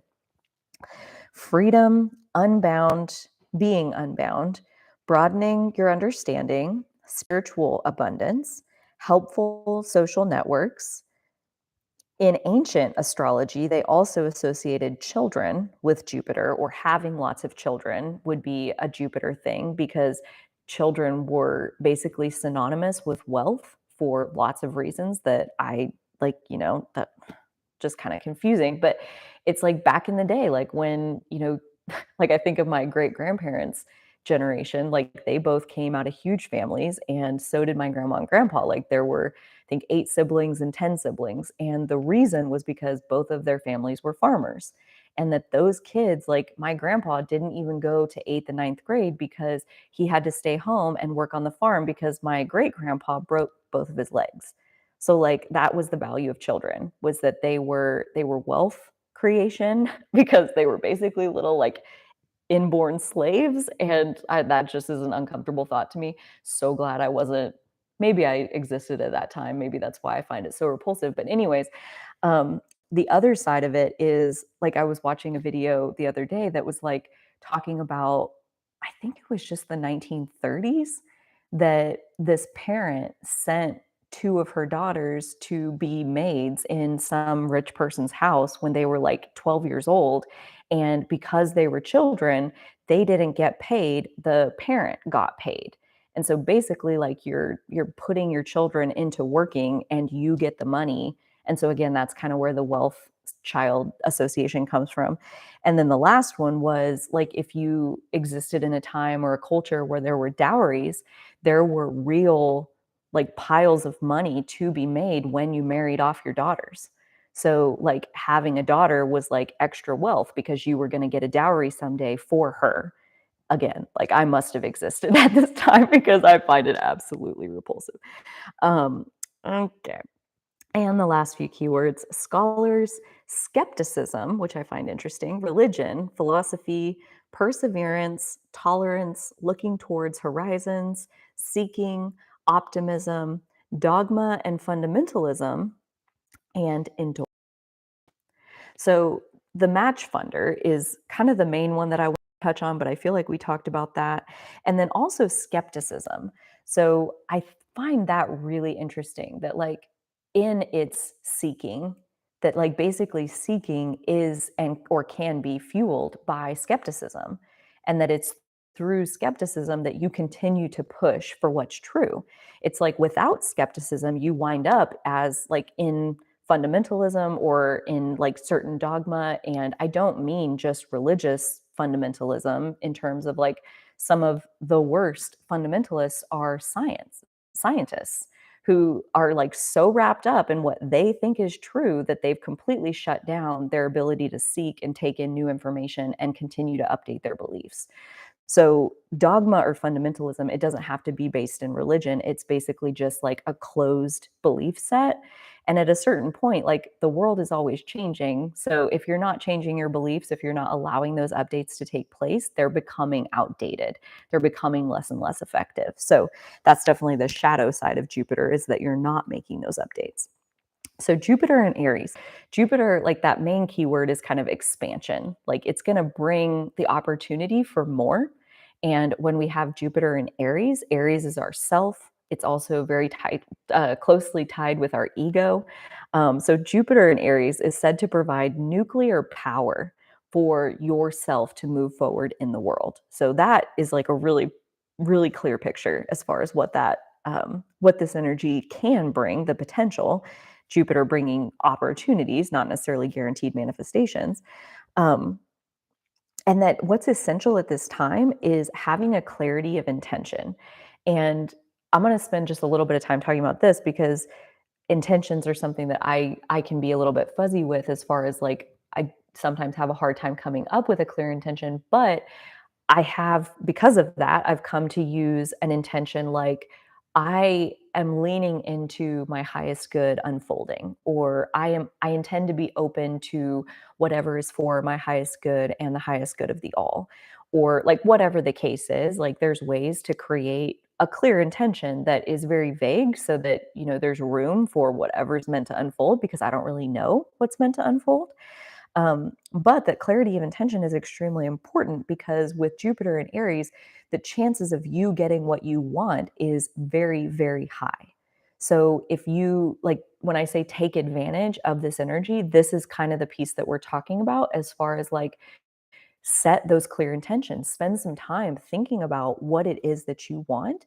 And I've been writing at the top of my journal pages for like 6 months now, dream bigger. It came to me as part of like Jupiter and Pisces energy, was like this dream bigger, because like literally what this energy is saying is that the chances of you getting what you want, like so good. So if you're asking for something like this, you're going to get it. And if you're asking for something like this, you're probably going to get it. So ask for the big thing. Like the childlike side of Aries is capable of asking for what it wants. Like the child doesn't worry that you're going to turn it down or tell it that it's stupid for asking until it learns, like if it's, regularly exposed to that behavior. But for the most part, it's just like, I want this. And when you're clear and pure in what you want, the universe has a really easy time delivering it to you. Jupiter in Aries is also very good at backing bounce at bouncing back from adversity, has very high resilience. That Jupiter in Aries is very spirited and has determined courage. And again, I think it's very organic, determined courage. Like it's kind of like the volume level of your own soul is so loud that it's literally impossible to ignore. It's not like, well, I don't know how to do it, or I don't know what I'm going to do, or like, what should I be doing? It's like, no, when this happens, when this energy hits, it's like you just do, like fire burns intuitively. It just does, because it can't not. It just wants to do because this is who I am. Like that Aries place of like pure presence in who you are. It's not a strategic, contrived, logical narrative of who I'm trying to be. It's so natural and organic. It just comes out of me. Um, One of the things to beware of with Jupiter and Aries and that nuclear power is like a potential inflation of the self to epic proportions. Like, I think we go through this season for a reason. Like, we're meant to have ourself inflated a good big chunk. Like, that makes it easier to pursue our dreams and our passions and all of that. But obviously, like, just like Gemini, like, we're not meant to live in a vacuum with only one of these archetypes. Like, if we were constant Jupiter and Aries, like that get us out of balance. So it's something to be aware of when we have Jupiter in this fire sign to basically continue what we've been doing, of like really grounding ourselves, because with such intense water present, such now we're going to have this intense fire present, grounding ourselves and finding the stillness inside of ourselves and coming face to face with our clear intention and like regrounding into that clear intention on a regular basis so that we can be sure we're pointed in that right direction, becomes that much more important.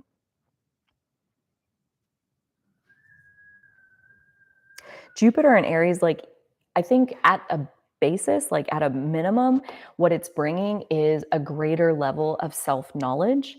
So, like, who are you and what do you want out of this life? Like, why did your soul come forward? Why were you born? What is the purpose of your human? And even if at the end of, excuse me, even if at the end of chapter one, for example, this first 5 months of Jupiter and Aries, there's no real changes. Like, you look around at your life, your physical life, and it looks a lot the same. Like, I really don't think that this is necessarily about creating all of those physical changes. Like I said, I feel like that energy is coming later, that this is more the inception phase where we're meant to just unleash our soul's dreaming ability. Like, untether yourself from reality and what's possible, stable, realistic, all of that, and just like basis, like, what do you want? Like, what is it that you want? We can figure out how to make it happen later, and we will. There's lots of energy coming later this year to help us with that. And the shadow is kind of, again, like going back to that expanding Aries energy. It can be the self-righteous, like expanded ego kind of thing, or it can also be an overfixation on winning no matter the cost. Um, Aries shadow in general is kind of like fighting just to fight, like not really having a clear intention, but you do still have all of this energy that has to go somewhere. So again, the mechanism that makes it work and that makes it all productive is that intention piece.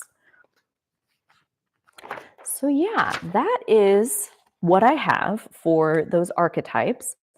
Um, Basically, like, this is our time. Like, this month of May, especially with Venus and Jupiter both making their ingress into Aries, this is a kickoff of the next level of our soul's evolution, of like who we came forward to be. By the time Jupiter moves to Taurus in May of 2023, our life will look different. Absolutely. And especially Jupiter moving into Taurus is again about like taking it to another level of grounding it into the physical, finding your peace within it, finding how this is valuable within it. All of that is going to be just another evolution of what happens while this Jupiter is moving through Aries for these 2 5-month chapters. And last but not least, I drew a tarot card that I wanted to share with you, um, out of the Light Seers deck. So this is a very popular deck. It's available all over the place. Most of you are probably familiar with it if you're at all into tarot. I love, love, love, love the artistry of these cards, like the bright colors. It just is a beautiful deck to work with. But anyways, the card I drew for today that I felt like matched with this energy so well is the Knight of Wands. And if you're interested in seeing a picture of that card, I'm sure you could Google it, or we will be adding a picture and this little mini tarot card reading to the newsletter that we send out every Monday. So if you're not already subscribed for that, Maddie can put a link in the in the chat. So if you want to sign up for the newsletter, you can. It comes every Monday. And basically, what it's morphed into is a list of recommendations, like of content and quotes and tarot cards and all different things that revolve around the current astrological energy that we are experiencing. So, like for this Aries energy, I drew the Knight of Wands, which wands represent fire in tarot. So I thought that was perfect. And the night is definitely where shit gets real, where the rubber meets the road and we're doing it and we have skills and we have confidence and we are no longer a beginner. We're actually like stepping forward into the path that we came here to walk. Maybe we're not totally a master yet, Queen of Wands, King of Wands kind of territory, but we're definitely well on our way. And that's very exciting. So, a few of the phrases from the Lightseers book that comes with the deck for the Knight of Wands that stood out to me. So, bravely pursuing the things that inspire you the most. Hello, Aries, like that's exact. Fan the flames and leave some energy for the long haul. I thought that was so perfect as far as like that is very Aryan of like this Jupiter in Aries, Venus in Aries promises that burst of energy and that we really like the ideas and the new things that are coming forward most likely will be things that are going to unfold for much longer than just one little burst of energy. So making sure to find your own pace inside of that a little bit. And this is more just kind of a seed to plant in the back of your mind, because I think when we get to Jupiter and Taurus next year, that'll be more the primary focus, is to now take all of this new stuff that you've brought into your life with Jupiter and Aries and ground it into a pace that is sustainable for the long term. That's really where Taurus shines, is like, how can I situate my process and my work process so that I can do it for a really long time. Remember, Aries has that short burst of energy and almost no follow through. So we're going to bring a lot of new stuff into our lives. And then later we're going to figure out, how do I actually keep this going forever? But one thing that you can kind of keep an eye on as you go through bringing the new things into your life in the first place is, how do you want your work or your life to be in general? Like for me, I like my life to move at a relatively slow pace. I like to walk slowly. I like to drive slowly. I don't like to be in a rush to get places. And I don't like feeling like I have a million things to do on me. So I like to spread my things out. I have a saying I'm Jupiter and Taurus, by the way. So like this is kind of how I roll. But like one of my favorite sayings is like, oh, well, no worries. That's fun for another day. Like I don't push myself to get stuff done because I would rather work at an enjoyable pace. And I guess just all of that to say, like, just know that that is coming versus like Jupiter and Aries. There's a good chance that like you could exhaust yourself, you could burn yourself out, like running that initial burst of energy through your system. Like it's powerful and a little bit intense, potential for frying your system. And then we get to Jupiter and Taurus, which is kind of a recovery, a resituation, a reorientation with the process so that we can relax and rest and feel good within it and grounded, like we can continue this on. It's sustainable for the long term. And last but not least, on the Knight of Wands, allow spontaneity into your choices and gift yourself the freedom to shift your reality to match your desires. So again, Aries energy, like free yourself to dream. Free yourself to dream. Don't need to know how you're going to get there, all the practical details, all of that. Trust that that's coming, that these ideas that are the seeds that are getting planted right now, or that, especially the month of May and then beyond are like, these seeds have what they need to actually sprout, come to fruition, yield fruit, all of the above. And it's just for us to let that process unfold. Like if you garden or if you have house plants or whatever, like they grow in their own time. And we nurture them the best we can, but there's also such a patience and an artfulness in letting the process have the space that it needs to unfold and not demanding that everything happen all at once. Um, so yeah, that is some, 2 hours and 22 minutes worth of stuff that I wanted to share with you. And I thank you for listening. I am going to hang out for just a little while longer and go back through the chat and see if there's anything I want to add. But yeah, that's what I have for this week. Next week, like I said, we'll be covering Mercury retrograde in Gemini. And then also the full moon lunar eclipse that's happening in Scorpio on May 15th and 16th. So that'll be what we cover next week. Sign up for the newsletter that comes out every Monday. Oh, I meant to mention also that if you are on the Patreon community, the recording for the Sacred Circle is up in the Patreon community. So if you missed it and you want to catch the replay, that is now available.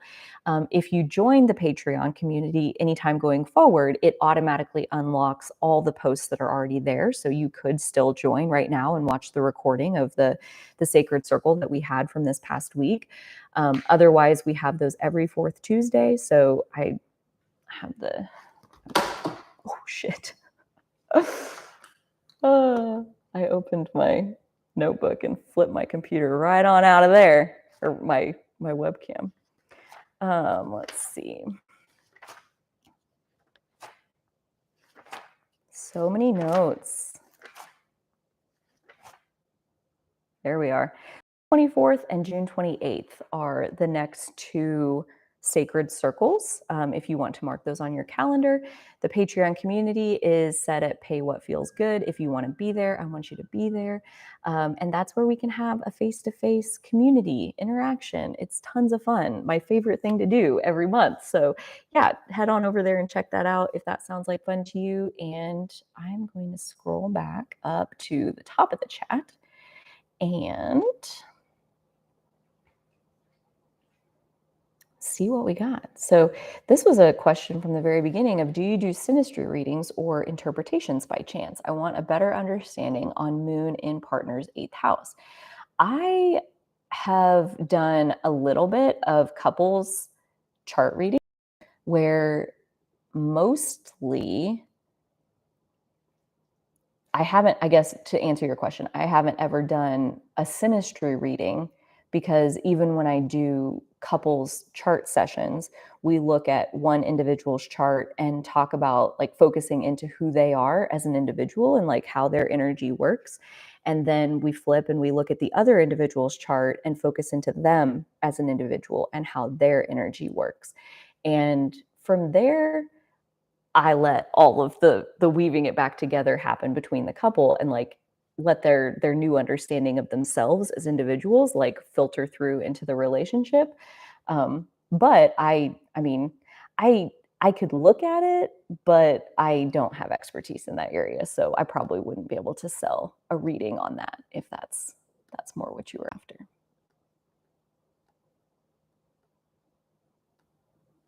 Let us see.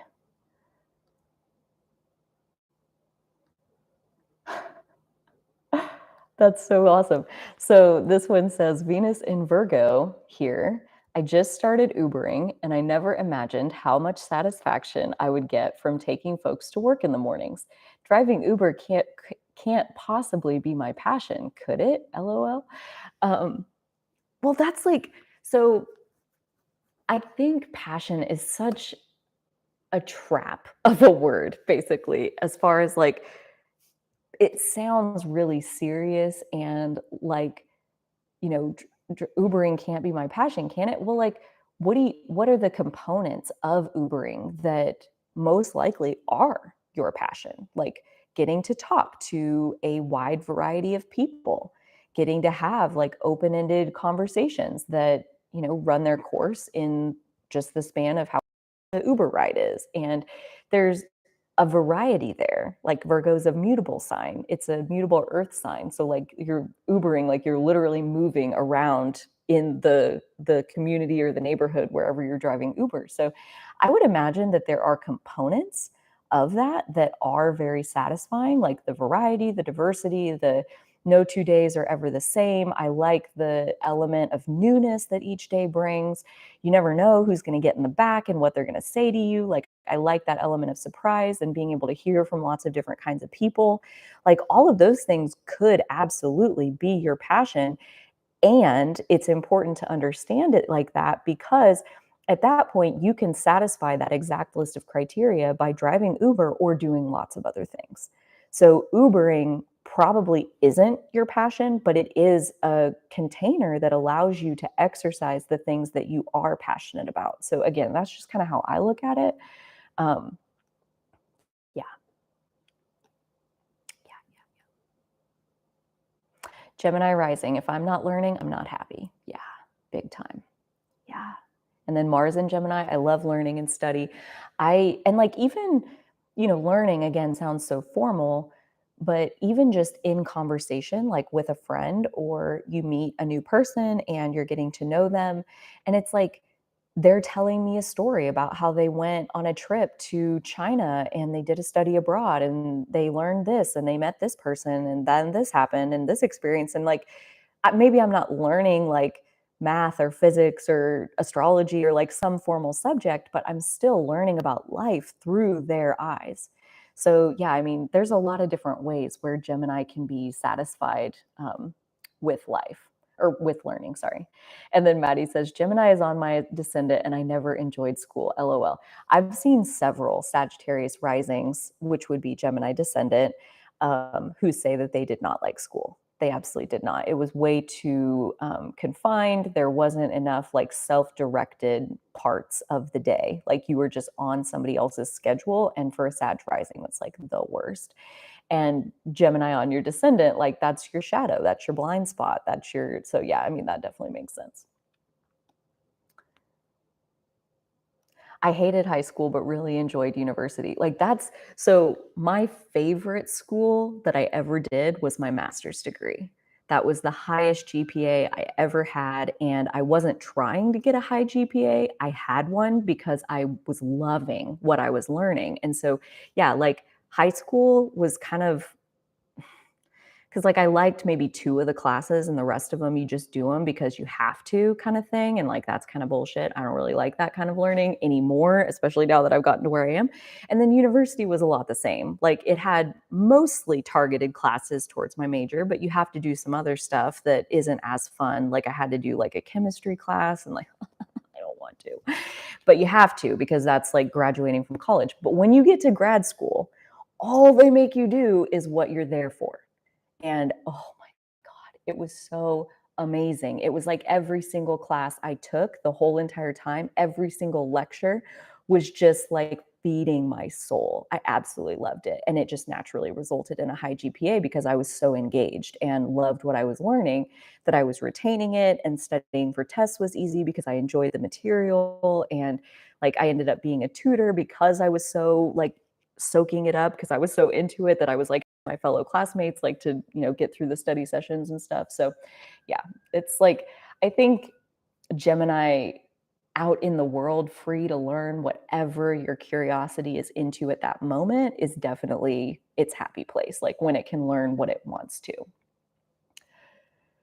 I think so. Gemini is science and Sagittarius is philosophy. I think that's basically the gist of it. Like Gemini is definitely more like the facts of the matter, like the information, the straight take of what is.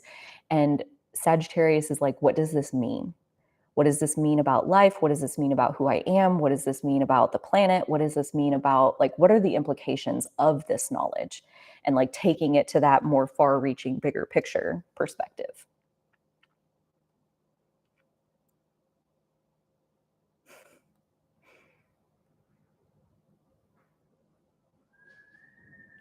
Yeah, Gemini and Sagittarius, they're a fun duo to look at as far as sister signs go, because they both have so much to do with learning and with finding what's true and finding like the larger meaning of life. And then, like, from all of that, like, what is our outlook on life? What's our perspective of how the world works and all of that? Um, but yeah, I think like to really be successful at learning, like it takes both of them, because Gemini all by itself is overwhelmed in information. It's just an endless list of facts. Like I said, it's just like a reading of the phone book. Like there's just a bunch of random stuff in there. Versus Sagittarius definitely like puts it all together, puts the pieces of the puzzle together, like gets to see the bigger picture and what are the implications of the things that I've now learned.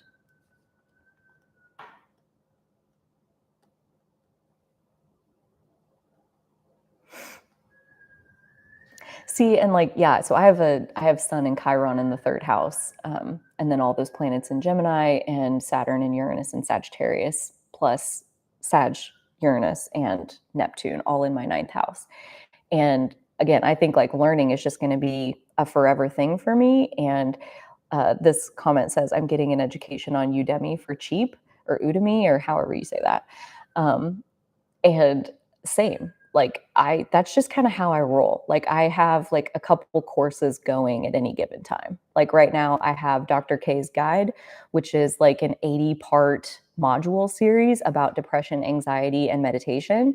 And I'm probably like a third of the way through that. And then I'm also doing this like like symposium. It's like a recorded symposium from a while ago on psychedelics and how they are like a leading edge treatment for trauma and PTSD.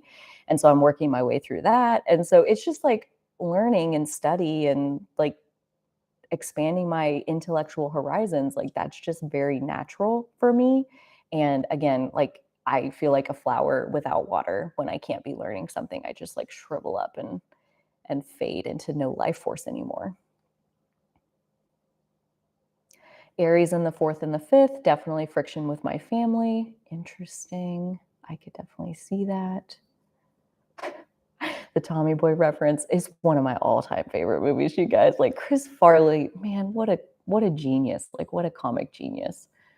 And David Spade for that matter. I mean, he's brilliant in it too, but Chiron and Aries. I want to do like a whole thing, like a whole video on Chiron and Aries because Chiron has what's called like an irregular orbit, meaning like it spends a really long time in some signs and it spends almost no time in other signs.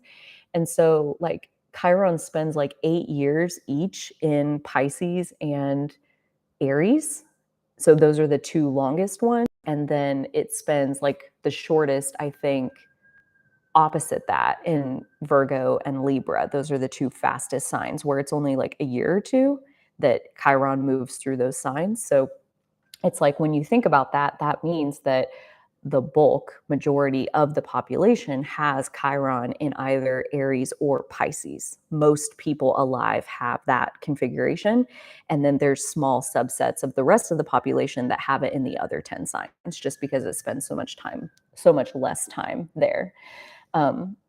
And yeah, that's also Dolly's placement. And so all of this Aries boost of energy that's happening, like I'm very excited for you all with Chiron and Aries because I feel like you are stepping into a whole new version of yourself that's like maybe even more profound and more personal than the rest of us because that's where your Chiron is. So yeah, I'm very excited for getting to watch, like, obviously I get to watch her close up, like day to day, what's going on in her world. But yeah, I am wanting to make like a whole video about Chiron and Aries that does like a really deep dive into that. Another Sag rising.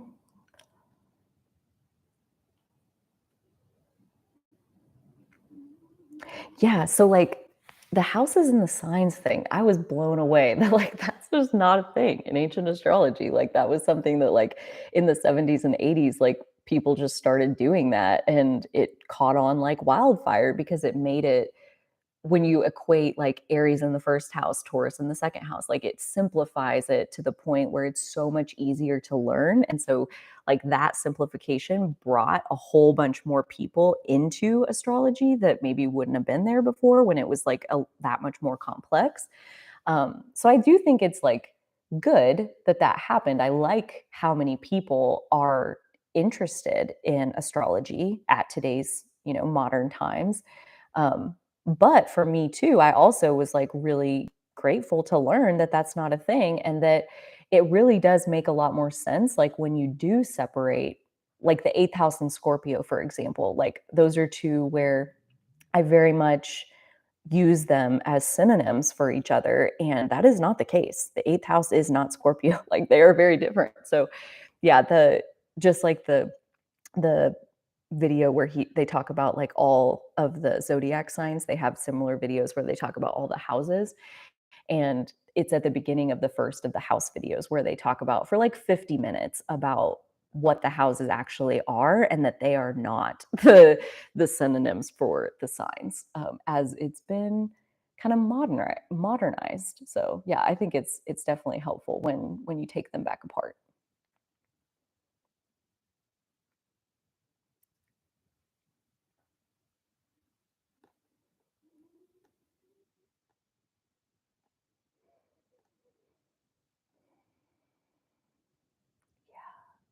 Yeah, one of the nice things about Aries is that it expresses anger straight away and then forgets about the anger straight away. Exactly. And that again is like hopefully everybody else forgets about your anger straight away at that point. Or, you're going to need to surround yourself with some different people probably.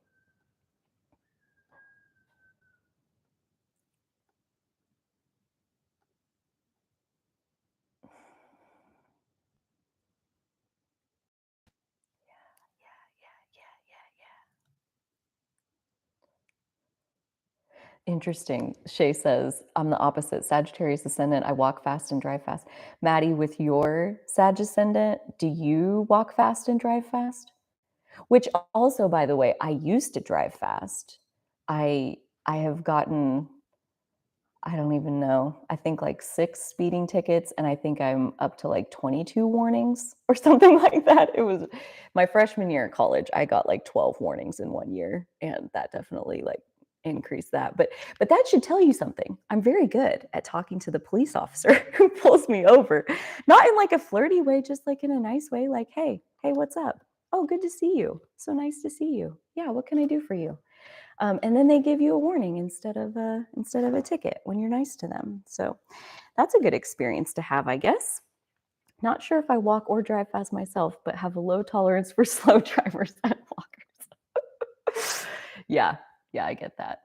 I Yeah, that's interesting. That because like Maddie has a lot of Pisces, and Shay, I think you mentioned you have some Pisces too, and like that's like the highest frequency of Pisces is acceptance. And generally, if I get in behind somebody that's driving slow or whatever, slower than I want to go, I'm like, oh well, this is meant to be. Like I must just be meant to enjoy the scenery today, and I just like slow down even more than I already was, and I like just kind of roll with it. But yeah, it's it's fun to look at your natal chart and see if you can find in there all of the different pieces of who you are.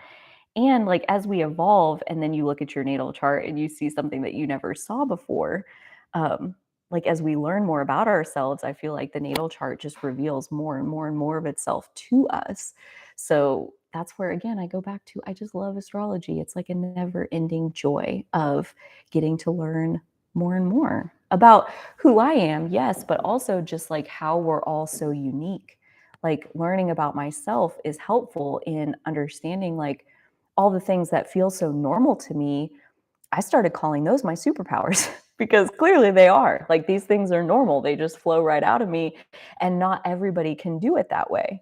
So bam, my superpowers. So yeah, studying astrology has been very helpful as far as kind of reframing my perspective on myself and connecting even more with my strengths and like what do I naturally bring to the table, not just necessarily like fixing my weaknesses and correcting the things that are my rough spots. And, like I got told a lot in high school, college, especially my first job, that like my tone, I needed to watch my tone, that my tone was too harsh and that I sounded bitchy on the phone and like all of these kinds of things. And yeah, I mean, it's just like little that was what I was attracting back when I was in that mindset of like fixing my flaws. I was just attracting more and more criticism of how I was. And once I flipped it to instead of trying to fix my negatives, let me focus on building my strengths. Like, let me see what am I naturally good at and how can I do even more of that in my life.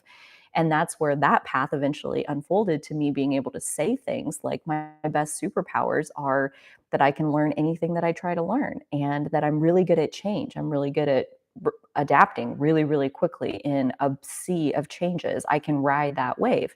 Like, like 6 years ago, I wouldn't have said those are superpowers. It was kind of one of those things where I was like, can't everybody do that?